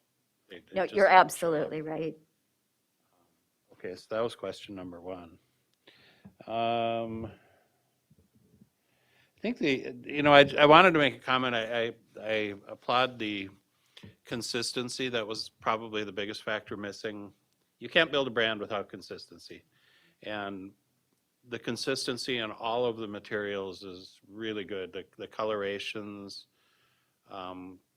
just when you see something, when you're even just scrolling through Facebook, when you see something from 742, you know it's 742 just because of the colors and that's how you create a brand. You get that instant awareness, and you don't even have to tell people it's 742. They just know it's 742 because of the consistency of the colorations and the style and the font and all of that. It's all important stuff, and it all goes into building those brands. So I congratulate the group on finally getting some consistency there, because that was totally missing. Every school had their own internet, had their own website platform, and they all looked different, and logos and colors, and there was no brand. And I'm not surprised to see those favorability numbers either, because as you build a brand, you get favorability whether you deserve. That sounds bad. Whether you deserve it or not. Sometimes you can make mistakes, but people still look at you favorably because they're favorable with the brand. So that brand carries you through your little missteps, and that's a real positive thing. The one area that I still say that we have opportunity is in those electronic signs. Just consistency.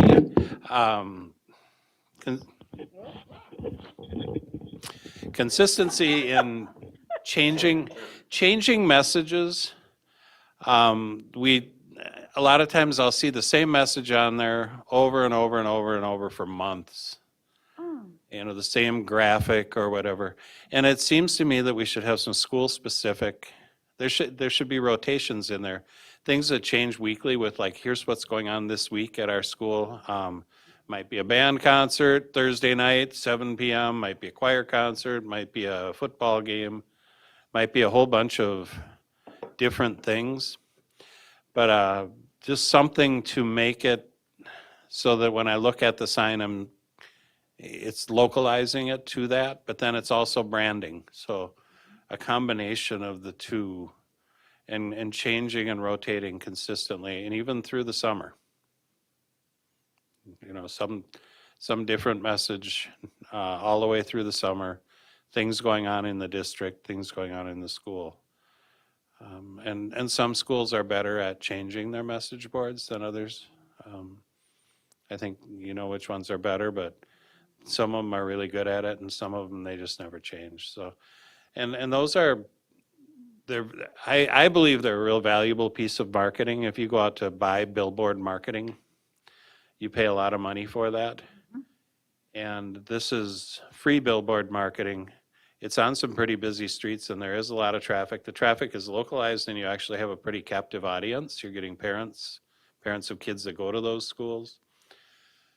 And we're expanding over time the number of those billboards that we have throughout the community. So we're going to get better and better coverage throughout the community. So it's just an area that I always look at it and feel like it could use a little better consistency and branding and messaging.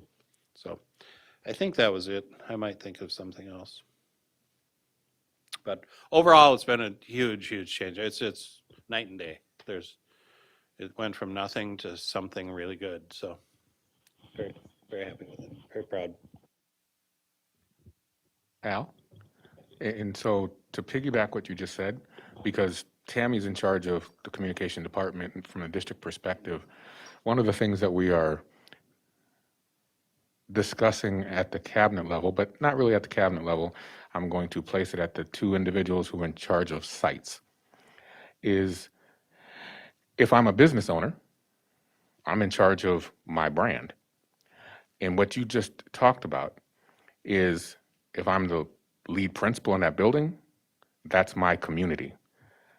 And there's different ways that we're discussing, or the two assistant superintendents are discussing in terms of how to evaluate that or make it part of the evaluation process for that administrative staff within that building. Here is a component. So Tammy might have many ideas to help them with that, but like you said, there are some buildings who are outstanding at it, and then some who that's not their virtuosity, and they need some assistance. I just wanted to say that that conversation is being had with Tammy, the site leaders, and the two assistant superintendents. And from experience, it can be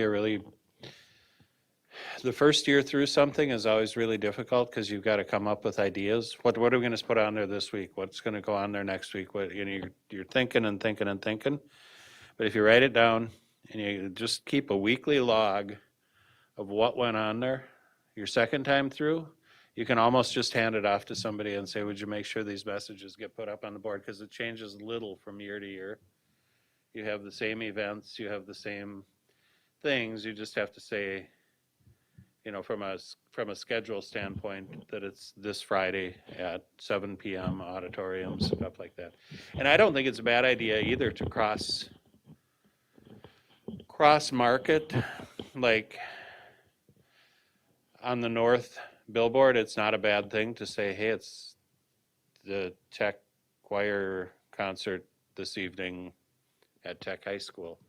If you can find a way to do it that it's not distracting from north, but to use it as a district. I kind of, when we've talked, Willie, I think I've kind of said that it should be about 50% school and 50% district. 50% branding and 50% school activity. And some of it can just be happy messages. But.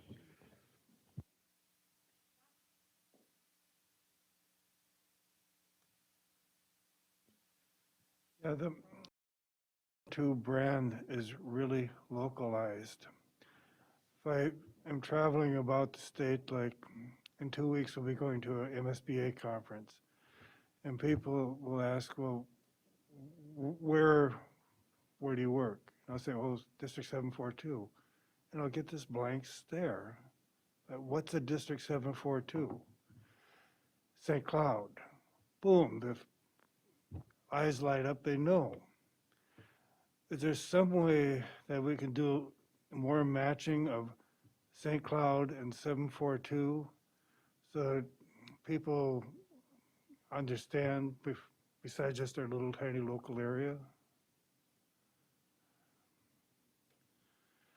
I know we've got St. Joe and we've got Clearwater but St. Cloud is what is recognized when you get out of the area.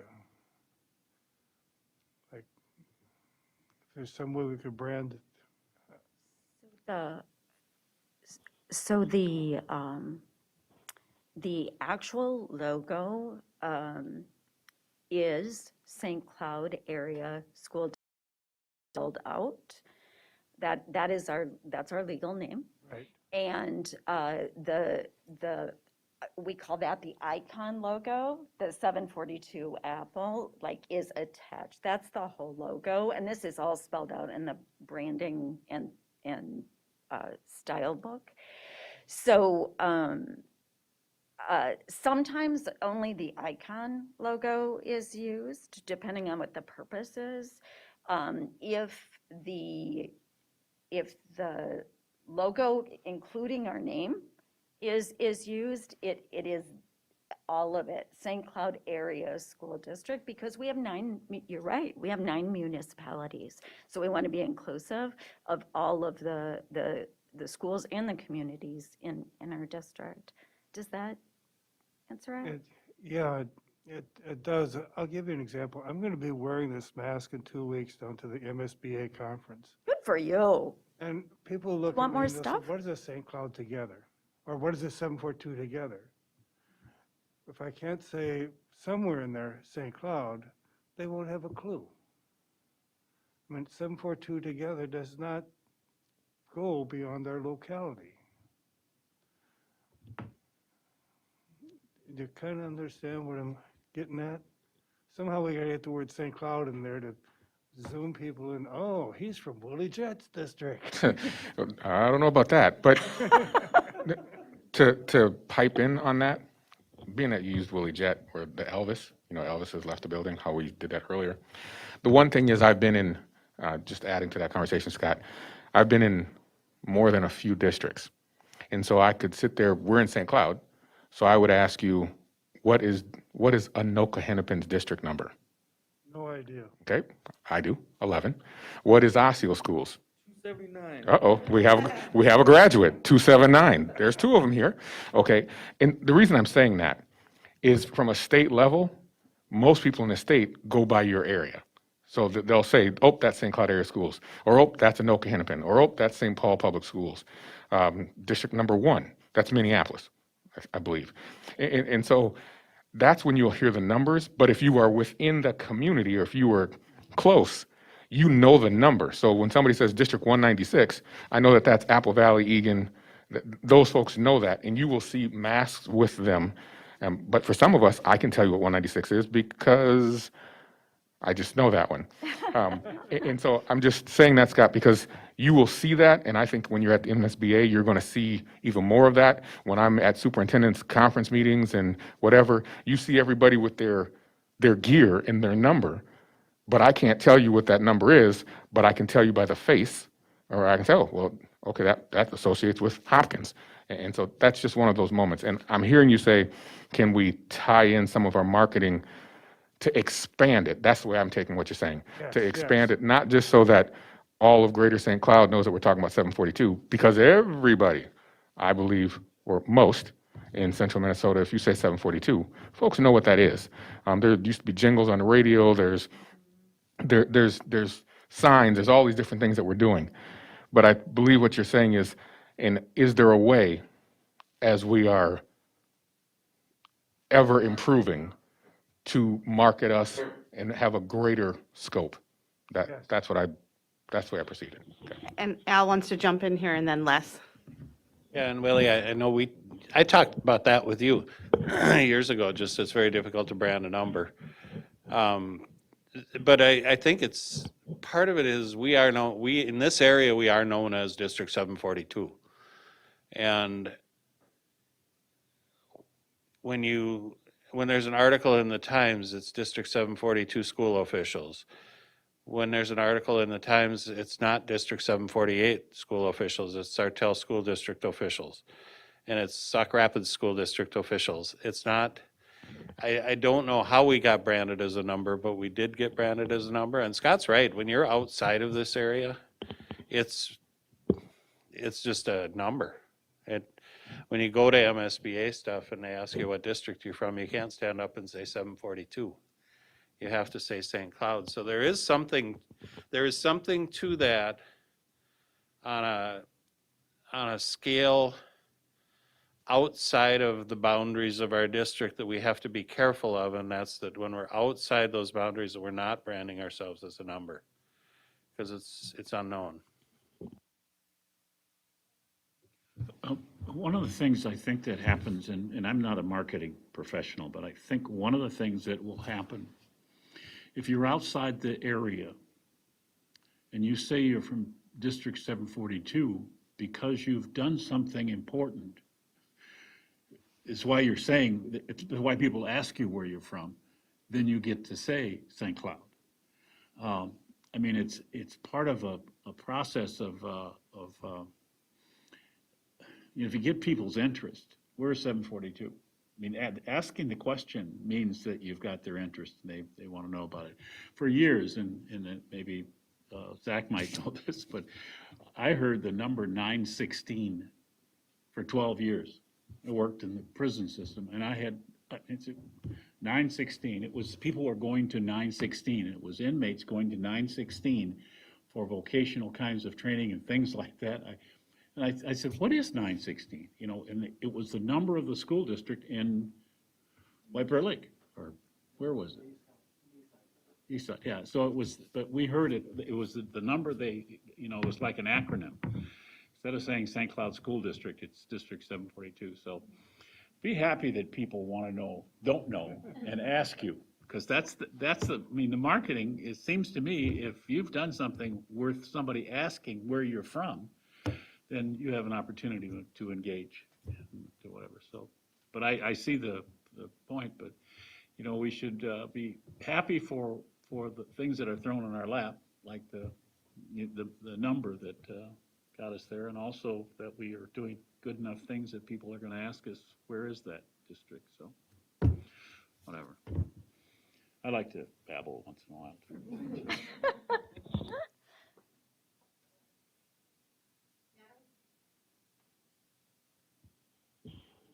I don't have much to say except for your social media growth is so impressive. Like the impressions from 2014 to now, I mean, people pay, whatever your budget is now, people pay a lot more than that to even get a little slice of that. So I know it's been more than just, I know it's been a whole slew of things, because it used to be a big concern of mine with what was being said in the comment section as well on Facebook. And that's a huge change that I've noticed, that people are more willing to go to bat for 742. If someone tries to say something negative, there'll be tons of parents being like, oh, no, you didn't. Like now there's a lot of pride in the district to the point where we won't take that anymore, which is beautiful. That's a big change in just the number of years I've even been on the school board. So yeah, impressive numbers.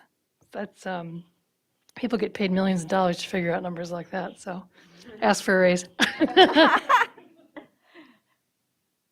Quick.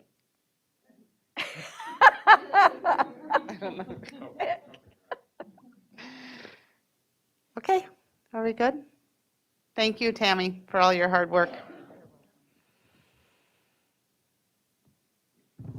Okay, next up, we have the 2022 Summer Projects Update presented by Amy Scalarud, Executive Director of Finance and Business Services.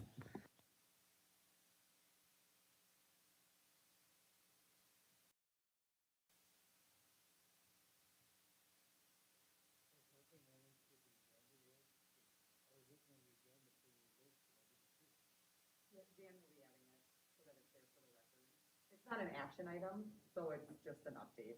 But we'll make sure to get that in for the public's reference.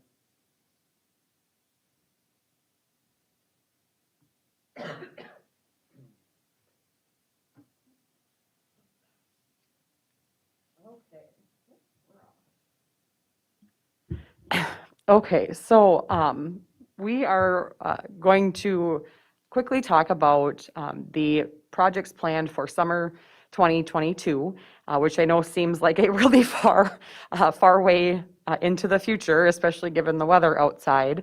But we want to make sure that we have the board aware of what's going on, because we know any large projects require bids. And so we want to make sure that the board and the public are aware of what we have planned, so when those call for bids come to the board for approval, there's no surprises, and everyone knows kind of what's on the agenda for the summer. So the first major project that we have going on this summer is the Katherine Johnson Education Center. That project is actually already underway. Those bids were approved in September, and construction is currently taking place in one portion of the building, while we have programming in another portion of the building. And then when that section gets finished, the programming will move, and we'll start construction on the part of the building that's currently occupied with students. So that project will wrap up this summer. Excuse me. Will wrap up this summer, and we will be relocating the rest of the programs and staff as well over the summer, so that it's running at full capacity starting with the fall. The next project that's on the schedule for this summer shouldn't be a surprise to board members. This is a project that the board previously approved in February in terms of an allocation of funds coming from the remaining bond funds. Clearview controlled entrance. Clearview is the last elementary school that doesn't have a controlled entrance, so this completes that commitment that the district made a number of years ago to complete those projects. The initial budget that was authorized in the bond fund allocation was $500,000. Currently, just based on the drastic increases in the construction market as a result of COVID, we're looking at that estimate being closer to $600,000. However, there were other projects within those board-approved projects at that time that have come in under budget, and so we have money within the total amount that the board had authorized to cover that increase, and Finance Committee has reviewed that information as well. As far as the project itself, we'll look a little bit at the layout of what's proposed and where that construction will be occurring. So this is a map of a portion of the building. Just to kind of get your bearings, the bottom portion aligns with the front of the school. So that main drop-off that's adjacent to the county highway there. So that kind of gray area right here in the middle is that main entrance, that main vestibule. The areas that are highlighted in gray are the areas where construction will be taking place. This portion up here is where the office is currently located. So obviously the office will be moving to the other gray area adjacent to the entry. And then the existing office will be converted so that it's more functional space. And we'll flip to the next slide and look kind of more at each of those two spaces and what that proposed work looks like. So the first is the actual office area. So again, you see the vestibule, front door area here. And then these are the two existing classrooms. Currently, those are traditional classroom spaces that will be converted to the office space. So the first portion of the classroom is kind of what you would consider the primary actual office space with the clerical staff and principal conference room, principal's office. And then the remainder of the space, the second classroom, the majority of that will be the nurse's office, which is also currently located in that old office space, and then a workroom. And then this is the other area that will be under construction. The drawing on the left is what that space is currently configured as the office. So this is currently the office with the principal's office, and then this is currently the nurse's area, kind of all in here. And the major part of construction, there's not a lot going on in this space, but what the primary work that needs to be done is to enclose this area here. This is currently open, just with a kind of roll-down gate and mailboxes. It's not an actual space that you can close off and really lock down and have noise protection and privacy and whatnot. So that wall we'll be constructing a wall there to close that into an actual classroom type of space, and that will become their room for their behavioral resource specialist, which is the focus room. And then as far as other major projects, the two sites that we just talked about, Clearview and Catherine Johnson Education Center, will also have parking lot projects going on. It's much easier to do parking lot projects at schools that are already not accessible or closed down because of other construction, just in terms of not having to create that inconvenience twice. So that's the reasoning for that. Both of those are coming from LTFM funding. And then Talahi HVAC project is probably the single largest project that we will have going on this summer. Again, this should not be a surprise. This was talked about as part of the ESSER 3 spending plan and was included in the application. MDE has approved the use of those funds for this project. That total project cost is estimated at approximately $5 million. And so that will be happening this summer. We'll see those likely coming to the board to approve those bids at the next meeting. We want to make sure that we're bidding early, just knowing that we have pretty long lead times on some equipment, and just knowing what the pricing is out there right now. Also, just to note on the HVAC project, we do still need to do HVAC projects at Discovery and Oak Hill. They're very similar systems and layouts as Talahi, so those are also estimated at about $5 million each. Those are tentatively scheduled for the summer of 2023, utilizing bonding within LTFM for that. And so that will be coming forward at a later date as far as approval and more information about that. But wanted to make sure to mention that those buildings haven't been forgotten. They're just scheduled for the following year. And part of that is just about the inability to take 4 of our buildings out of commission all in one summer. So if we already have Talahi and Clearview not available for Kids Stop and summer school and other summer needs, we can't take Oak Hill and Discovery at the same time. So that's why those have been staggered. And then the last project that's scheduled is the North Canopy replacement. This is a project that we had intended to do last summer. We did do the similar project at South.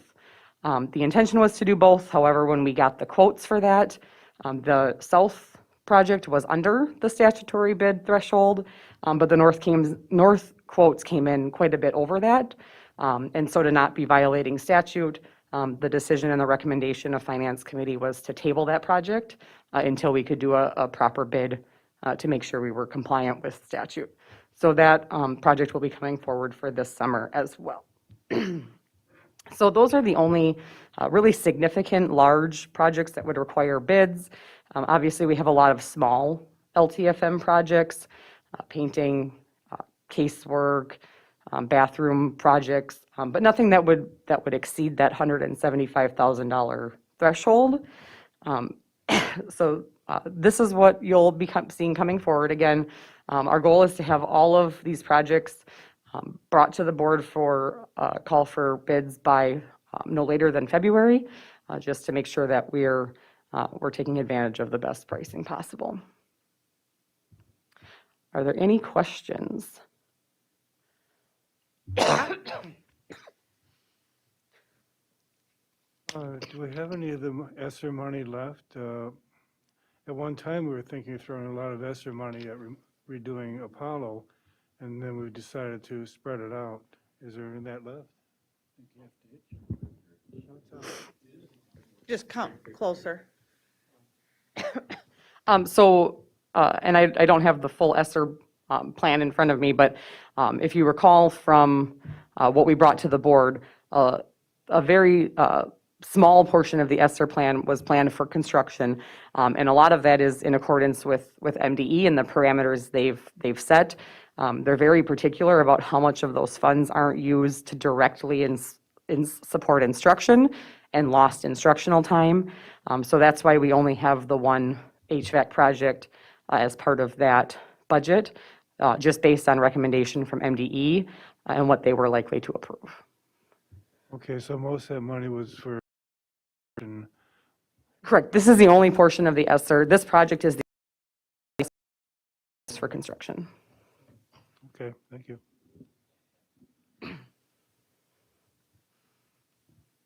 Anybody else have any questions, comments?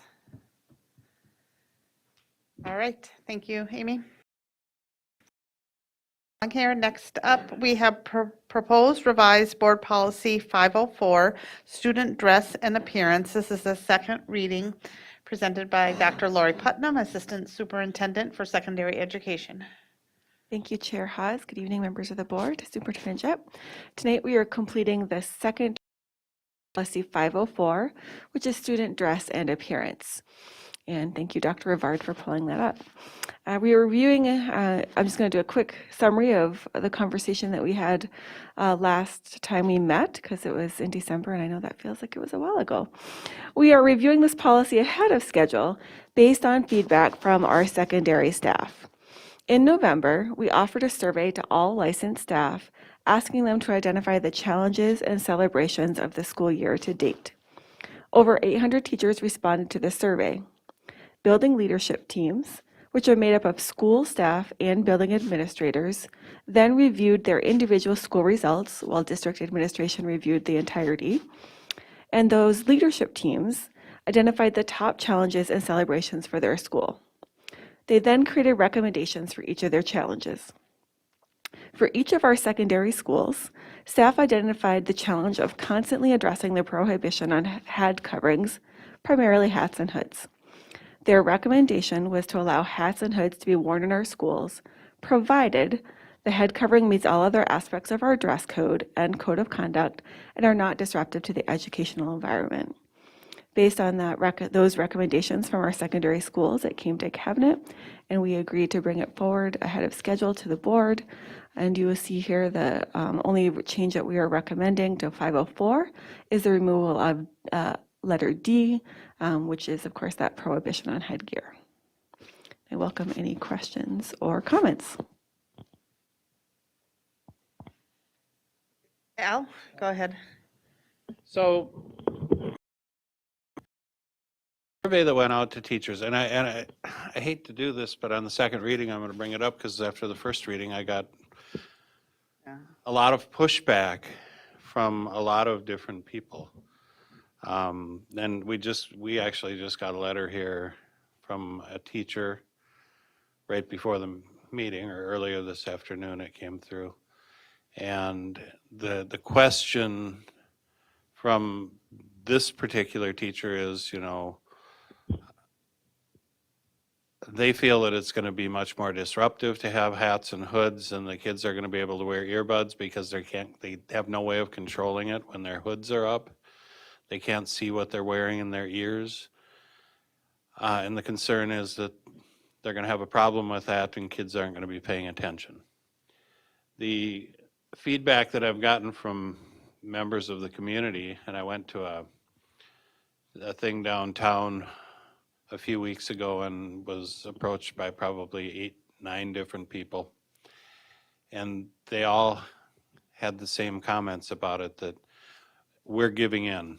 We're giving in to the students. We can't control it, so we're throwing in the towel and saying, go ahead and wear your hats and hoods.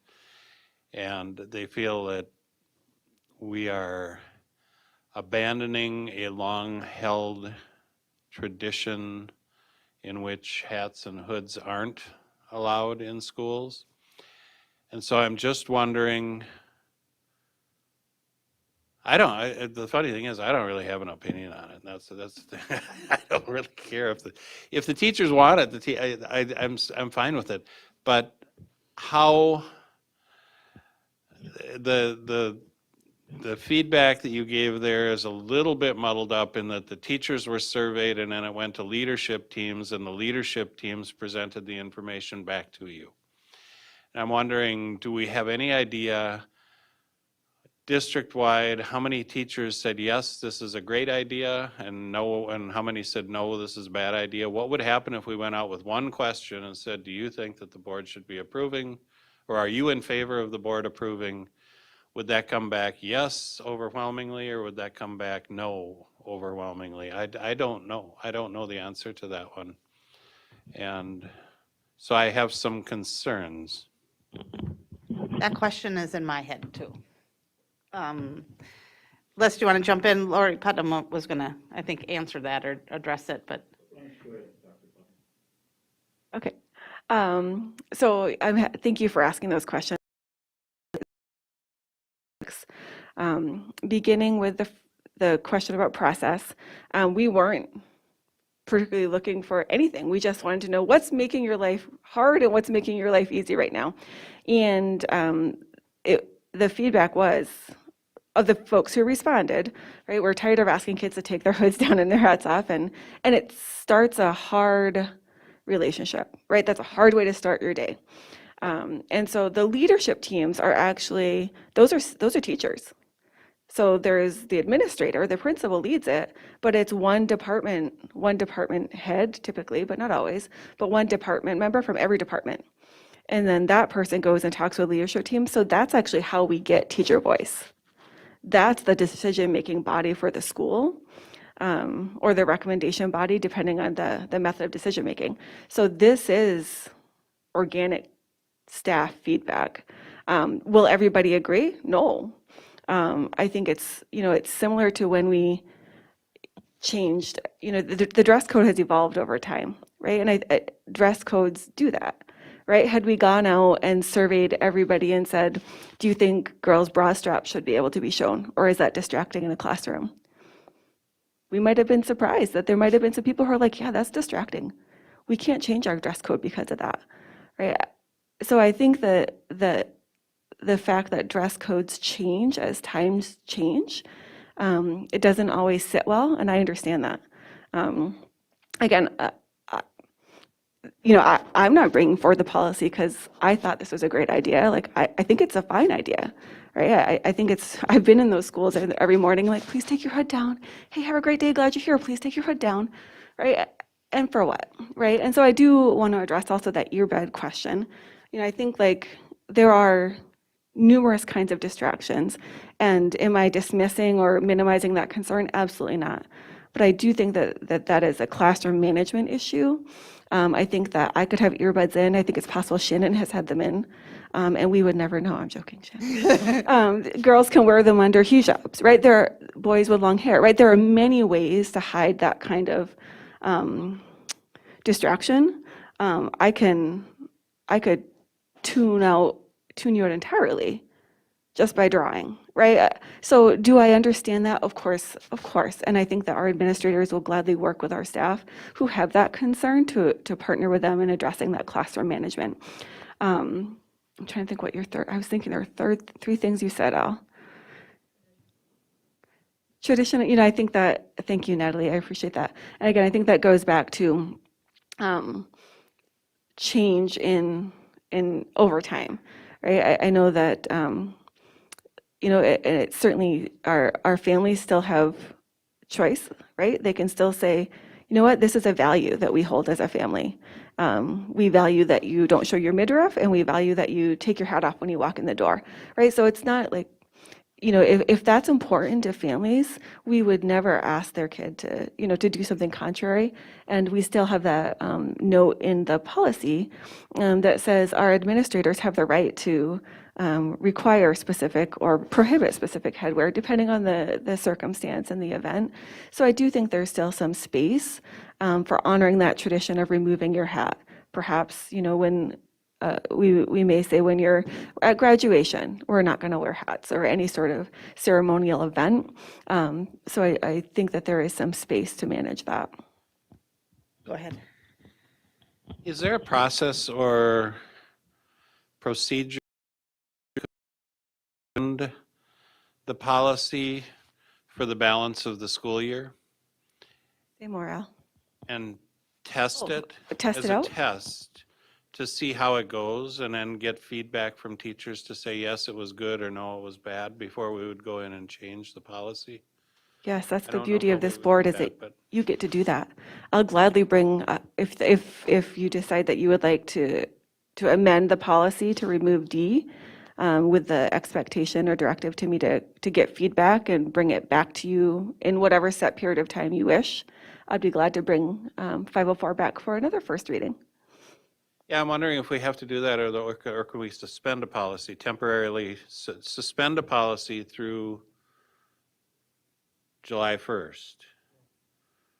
I have no Point in expertise in time, that we would area. review it, or it would go back into Lily place says unless yes. we would amend it. So then it would be a proactive, you'd have to come back in July with another first reading, second reading in July. Well, first reading in July, second reading August, third reading August, it would be before the school year. So Would that be a, we would be just suspending D of the yeah, policy 504?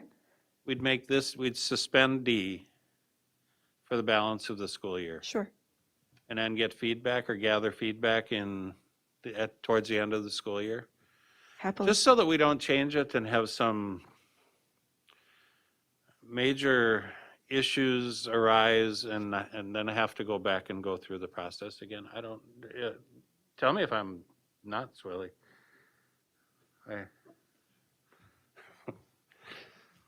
To suspend, would that have to be done during a board meeting? I don't think we can do it through a work session, can we? No. I would agree, yeah. No, we can't. Yeah. Well, we weren't gonna approve it till the next one anyway, so. So instead of coming, the proposal sort of is, instead of coming for a third reading, we would, I'm looking at Tracy and she's looking at Helen. Great. Tracy, is that something that can be done, or? Yeah, I think we could certainly craft some language in that section that would serve that purpose. And it's up to the board, I don't. Les, go ahead. Just to take a kind of a different, I don't know if it's different or not. One of the problems that kids will have, that I've had with the policy, because I have a teacher in my home who was at Tech, is inconsistent application, which is very, very distracting for students. Because if you're not used to, if a group of students historically wears hats as a whatever, and there's no hats allowed, then that student group is kind of selected out. If it's not consistently applied, it's a problem, and if it's consistently applied, if we make too big a deal out of it, it's a problem. I wonder, as I listen to Tammy and the marketing, there's a reason why a person with some fetching up, as my grandmother used to call it, takes off their hat when they come into a building, or takes off their hat when they come into church or something like that. It's a custom, it's a tradition. The concept of no earbuds does sort of require that we're able to see people's ears. And then the other side of it is if kids don't want to pay attention, they're not going to pay attention. And so maybe the campaign ought to be, for your future, here's some things that we would like you to learn in school.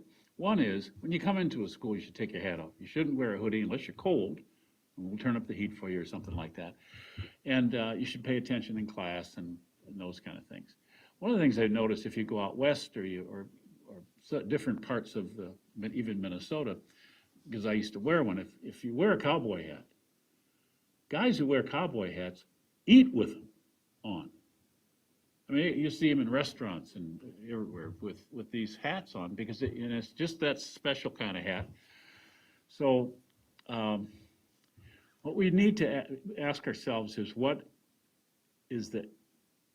impact does it have on academic learning, social emotional learning, to either say, have to tell a kid 3 times a day, 4 times a day, take your hat off, My wife actually was called racist because what happened is that the young men were walking down the hall with the hats on, they were black, and she said, "Take your hat off." And they took their hat off, turned the corner, my wife followed them, and they laughed and put their hat back on, and she stopped them and took them to the office. They go to the office. Now, and so she got called racist, and because it was, I mean, do we need to have all that stuff? And I guess I don't know where I go with this, is that, how do we teach kids to pay attention in class? How do we teach them to be respectful?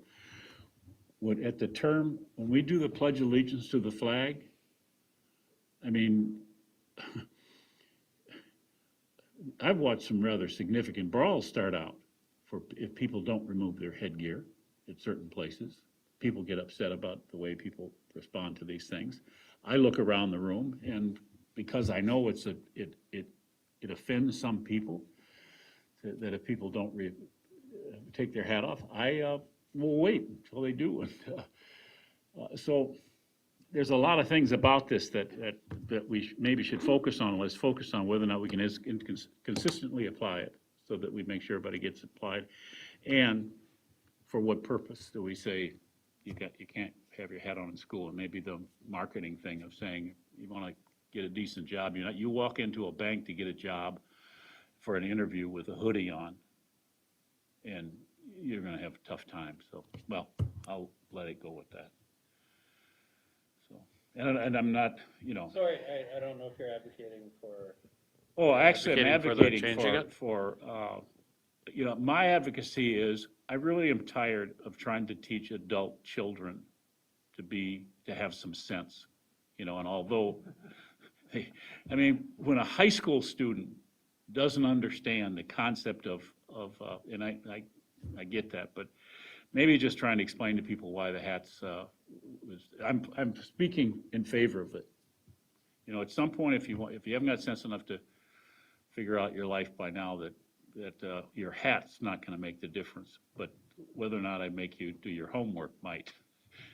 So, And the policy applies to all levels, so it apply to grade school as well as senior high. grade school is a lot easier to Yeah. intimidate.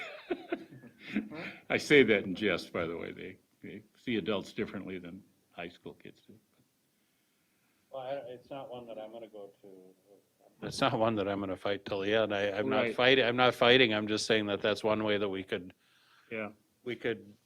delay or. Yeah. I'm It's a good surprised. point. I'm surprised at the amount of pushback Oh, yeah. on this particular issue, because normally I don't get any feedback, and this one I've had a ton of people come up.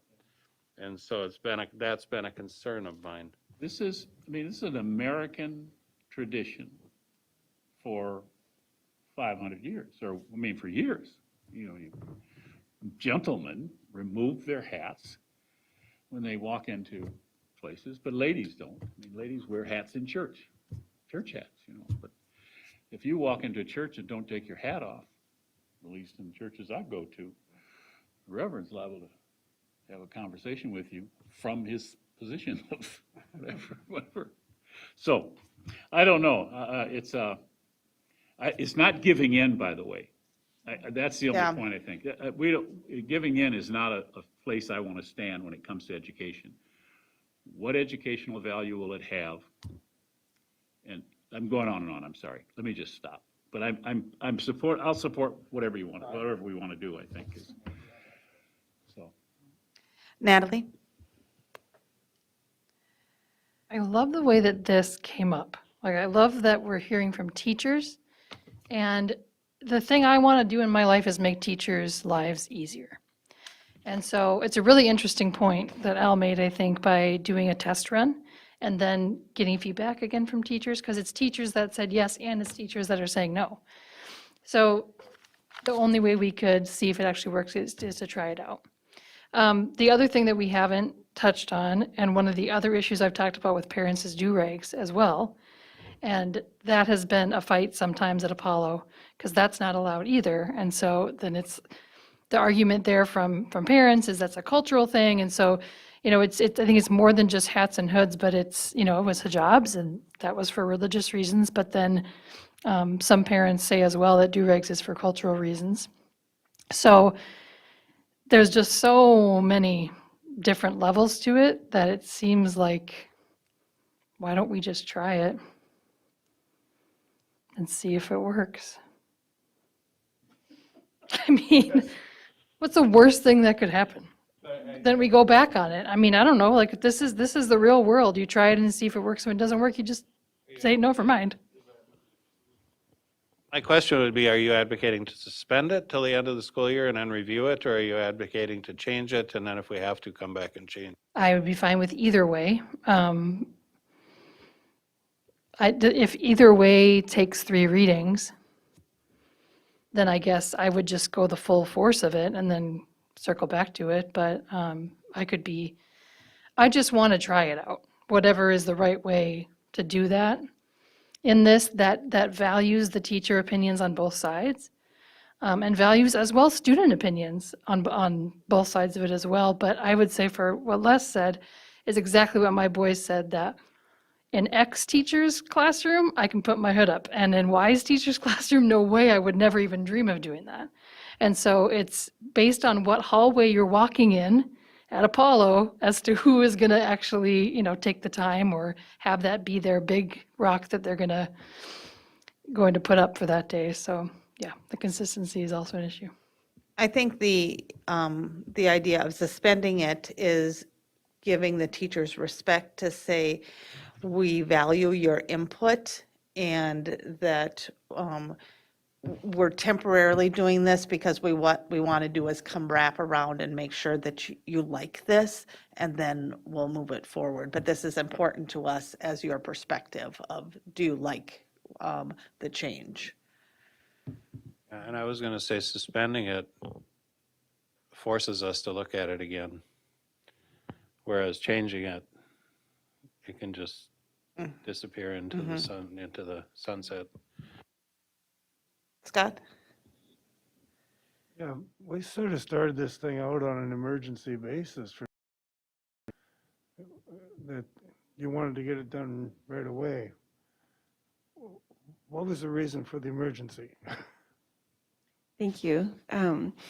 We took action on all of the challenges that came forward to us.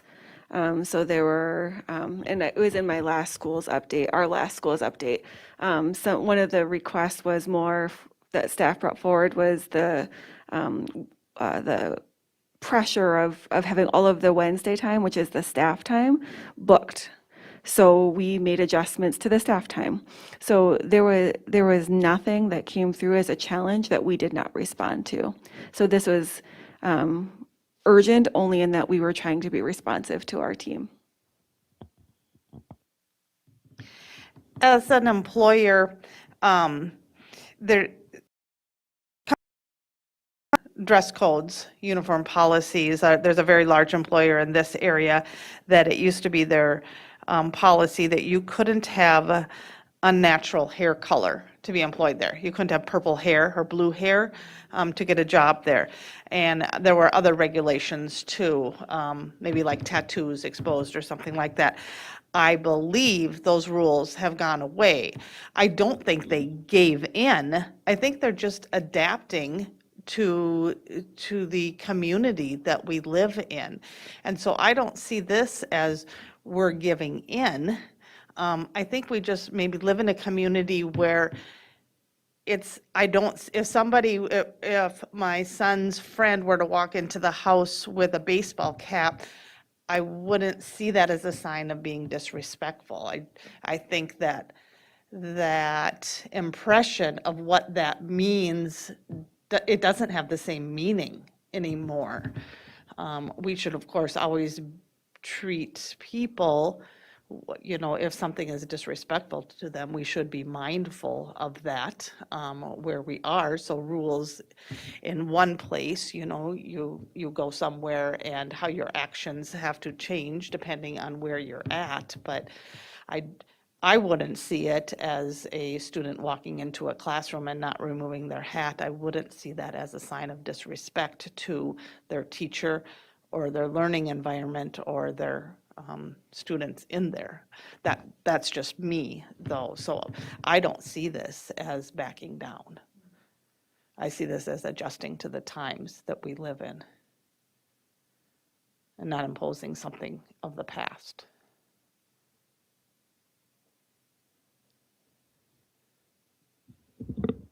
Zach, love to hear from you. Okay. I'm gonna go down the middle here with, I can be very formal, as you can see here, right? But I also have my baggy jeans and Nirvana shirts and hats I like to wear. And there's always the theme of dressing for the job you want. But if you dress like an astronaut to school, people might look at you funny. You're all gonna be judged no matter what you do. Forcing, and I don't like the idea of kids wearing hoods and hats in school. They need to get more lights in their eyes. I'm not kidding. That's what it's about. We want them to be present. But when we make it the rule, we give them something to defy. And they will grasp onto that because don't you dare make me do X, Y, and Z, so whatever. Now our teachers are put up with that fight and they can't do it anymore. Nobody's gonna win that. So I think what Natalie said there is, what's the worst thing that happened is it gets worse and then we can come back with policy and put up this fight again. But if you disarm that which they're rebelling against, in some of these cases, not all, but in some, right?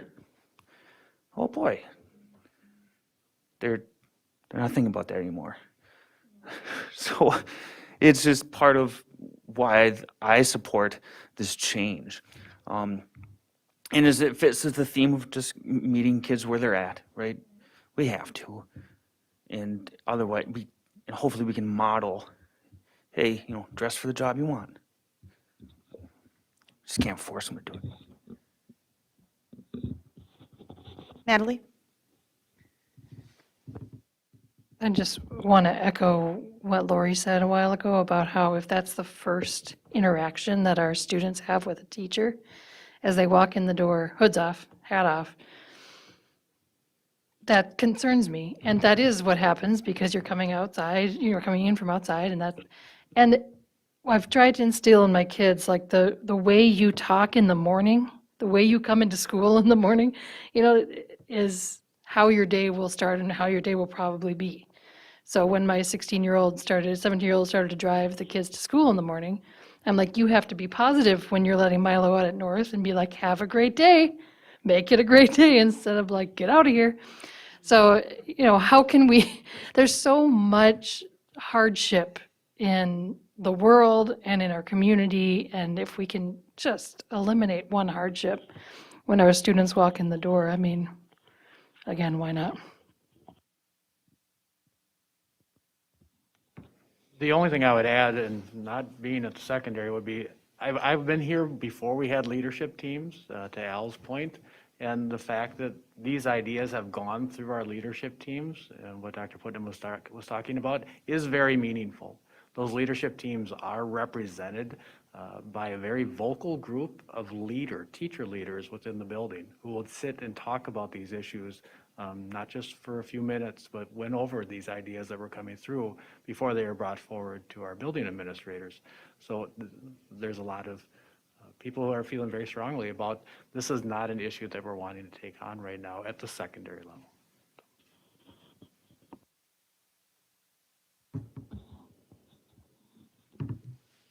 So it sounds to me like we're all on board with this change, and then the question is, are we moving it forward as third reading as is presented prior to our discussion, or are we adding some wording that we're suspending it and going to reevaluate prior to the next school year? I guess, is that where we're sitting at? Les? I'm at letting it go through to third reading. If something comes up between then and now and then that really says we had to do it a different way, then I think we could do it then. I'm sorry. Well, if you feel strongly, if anybody feels strongly about it, then we could do something at that time, move it off the consent agenda and to an action item, which then people could vote on it if need be. So, you know, That would be next week, or 2 weeks. Yep.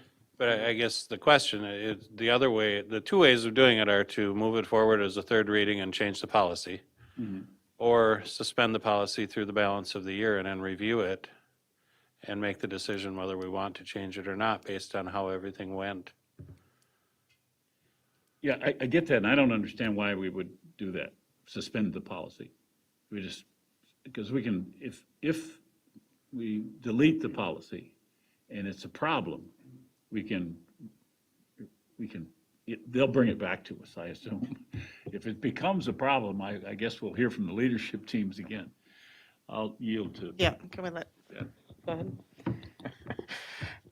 So my comment to all of it, and it's a hearty discussion, and every point is valid, and the leadership from the teachers, they brought it to the forefront and trying to be responsive to their thoughts. If you're asking me what I would do,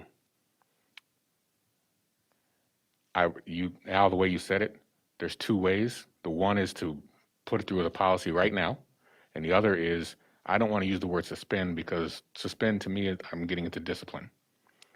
So what I'm really hearing you say is, can we do it and evaluate it later, okay, at the end of third try or whatever? My recommendation, if we're going to go there, is to do that, okay? And so as a building principal, I would be sitting there saying, okay, folks, as teachers, this is what our leadership team brought to us. The district now gave us the ability to do this. And then at the end of the year, or at the beginning of third trimester, or whatever date timing that we're going to do, we're going to evaluate it again. And now the board, we're going to ask you, and now the board is going to potentially make that policy at that moment. That's how I would recommend it if you're asking Elvis for his thought process one more time.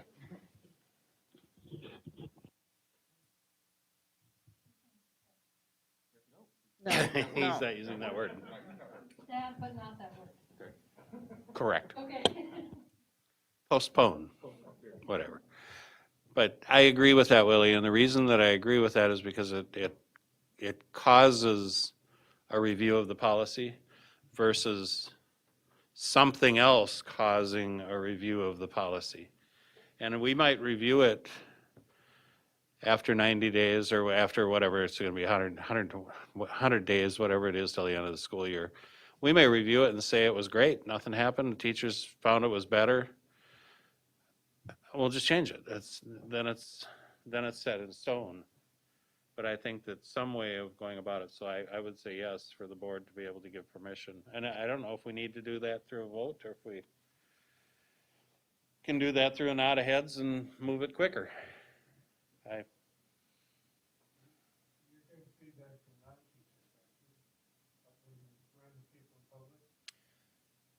Some of them, I'm getting feedback in my email from the one here today was a teacher. And there was another one earlier that was a teacher. And then when I was out in public, I got from both two teachers and other members of the public.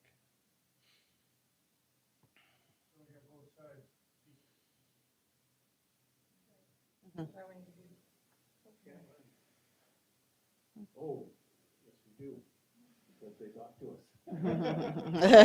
We're always the winners because they talk to us.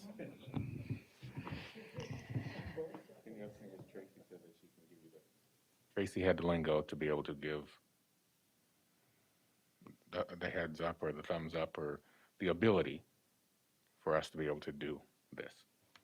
Does it have to be done through a vote of the board, or does it at a meeting, or can it be done at the work session? Tracy, I see you. Say we modify the language of that section with the expiration date and the review set, and then pass it on the third reading with that language included.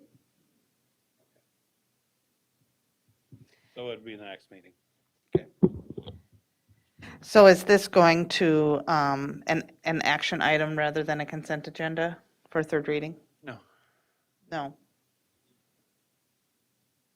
Where is it headed? Guess I'm confused. Les, go ahead. If there's a major change, it probably shouldn't just go to third agenda, what do you call it, the consent agenda. Ought to be a, I don't know. If you pull it off the consent agenda, do we have to vote on it? Yes. Yes. And, okay, by vote, yeah, we vote on it no matter what. I think if there's that kind of a major change, we ought to look at it, and then.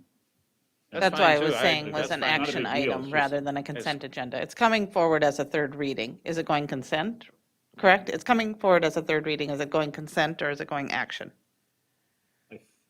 I'm thinking it should be action because it I will think have so, a too. drastic change. in Okay. the- Yeah. That's fine too. Yeah. I mean, hopefully we're all happy and it's quick, Oh, but I if we will could be. just. Sure. I will be. Because we've thoroughly discussed it. We just would like to see it before we vote. By the way, this is not a little issue, so, I mean, this is something that's been going on for years, for 25 years, so the amount of discussion is relevant to, or is commensurate with how big the issue is to some kids. We won't be the last district discussing this. Right. You're going to see more of this. There's been a bunch.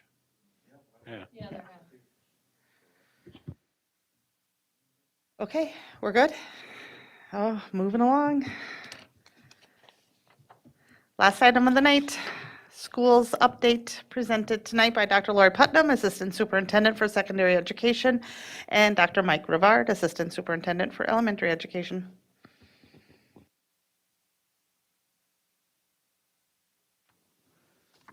Good evening, Chair Hawes and members of the board and Superintendent Jett. This evening, Dr. Putnam and I would like to go through and update you on our school updates for the preschools and our elementary schools and our secondary schools. So at our preschools, our students are learning this year a lot about active play. Above, we see some of our little ones who are learning about and playing together at core review. Our two pictures to the left show our children going through the many skills of planning a pizza shop. The children learn new social skills by becoming servers themselves. They enjoy taking orders. They get to bake pizzas and then deliver the pizzas to their customers who just can't wait to eat it from them. If you look closely to the pictures on the right side, you see our preschools learning how to paint. This is a special painting activity. They are learning how to paint using magnetic rolling balls and a magnetic wand to create masterpieces of art and also learn the fundamentals of magnets and the magnetic pull of what happens around the earth. So this is really a fun way to paint and to learn about science as 4-year-olds. I talked a little bit in our written school update last month about our equity department bringing in a field trip for 5 of our elementary schools. Lacey Locken, which she's been here with us before many times, is our supervisor of American Indian and Equity Programming, and she ensured that elementary schools were able to experience the real-life teepee with information shared from Jim Knutson, who is an Ojibwe American Indian and a Marine Corps veteran. The students were able to spend time in the teepee, learn about life for a family who called it their home, and then saw about the construction of the teepee as part of the tradition of the American Indian cultures. Now, as I was leaving one day from Talahi, having visited with Principal Hanson, I had the experience of just running into Jim, and he invited me inside, and he spent a lot of time going over with me the cost of making a teepee. Just the poles themselves are worth about 6 horses during the time of the 1860s. So to have this series of poles that they had to use to create a teepee was actually worth 6 horses. So they were very valuable to our American Indian culture back then in the mid-1800s. But my learning was interrupted by a group of 6-year-olds coming out of Talahi telling Mr. Rivard to please move along because it was their turn to come into the teepee and listen to Mr. Knutson. So I quickly exited the area and watched them excitingly in their mittens and their hats get to learn about more Native American and American Indian culture. This year, we have also returned to in-person Knowledge Bowl competitions for our elementary kids in 5th grade. We've held 2 competitions so far this year in December, or excuse me, one in the later fall and then one in December. Our student teams practice after school together as they prepare to face off against other teams around District 742. Some of these are virtual competitions. And while the competition may be fierce, it's really the learning and expanding of kids' knowledge that makes these elementary Knowledge Bowl competitions such a success, especially as they prepare for the secondary Knowledge Bowls when those come around. And the last competitions that we're seeing going on, and it'll continue tomorrow night, is across our district. 5th through 8th graders are working and moving through the spelling bee competitions. These competitions start at the classroom level, and then they move on to having school-wide spelling bees. Each classroom will qualify a student, and those students will go maybe into a media center or a cafeteria and compete against each other. And it's a pretty big honor just to be that student representing your classroom. This year, we'll have 21 students from 5th and 6th grade competing tomorrow night at Tech, and 7 students from 7th and 8th grade for this year's spelling bee. I'm excited to be one of the readers at the spelling bee, although I suspect I will mispronounce a few words. They have given me the book of the words and how to pronounce things, but I will certainly do my best. And that is tomorrow night at Tech. Dr. Putnam. Thank you so much. So we are going to take a look. There's a little bit of a retrospective in this presentation. This is here you find a few photos of Fun-Sember at South. We know that sometimes the days leading up to winter break can be a challenge. So at South, they decided to turn each day into something a little bit fun while also continuing to learn. So every day of the month, they had a dress theme. And the themes included Pajama Day, Shine and Sparkle Day, Ugly Sweater Day, and Crazy Sock Day. And here are a few photos from Flannel Day. South also in December presented the musical Lion King. It opened to rave reviews, and we want to share kudos to our students who are involved, director Kristen Maddock and artist choreographer Jody Ligueros. And then Dr. Rivard, if you'd click on that video, we'll see a brief excerpt of the production. When he was a young warthog, when I was a young warthog. Very nice. Thanks. He found his role actor in the field. He can clear the savannah after every meal. I'm a sensitive soul, though I seem thick-skinned. And it hurt that my friends never stood down with. And oh, the shame, of changing my name. Oh, what's the name? And I got downhearted. How did you feel every time that I walked? Not in front of the parents. Oh, sorry. Hakuna Matata, what a wonderful phrase. Hakuna Matata, ain't no rising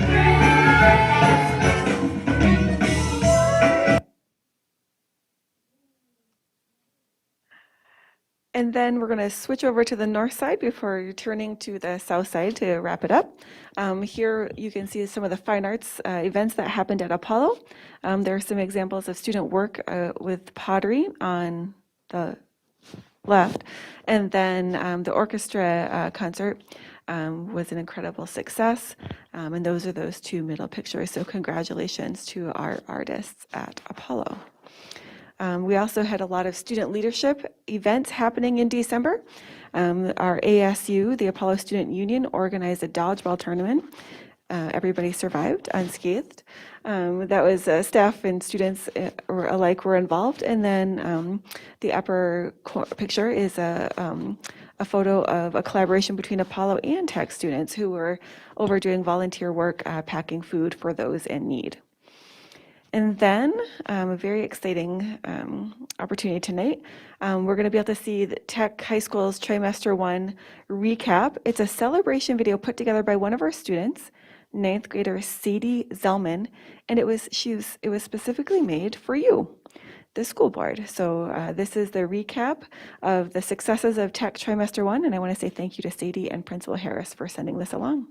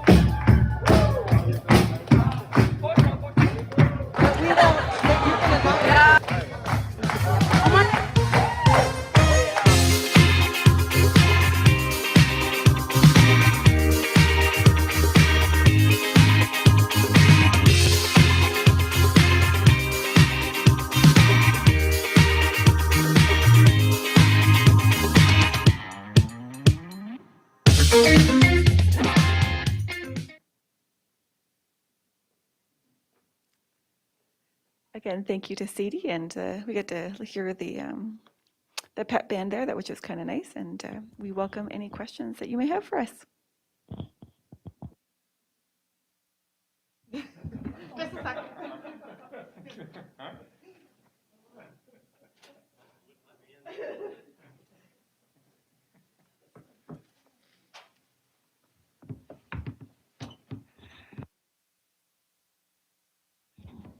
Okay, anybody have any questions? Well, that's a wrap. Meeting is at 6 p.m. Thank you for watching. We'll see you in 2 weeks, Wednesday, January 19th. Thank you. Have a good night. Stay warm.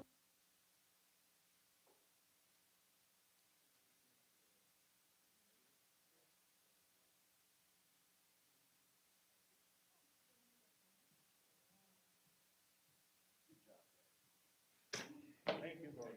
So that's,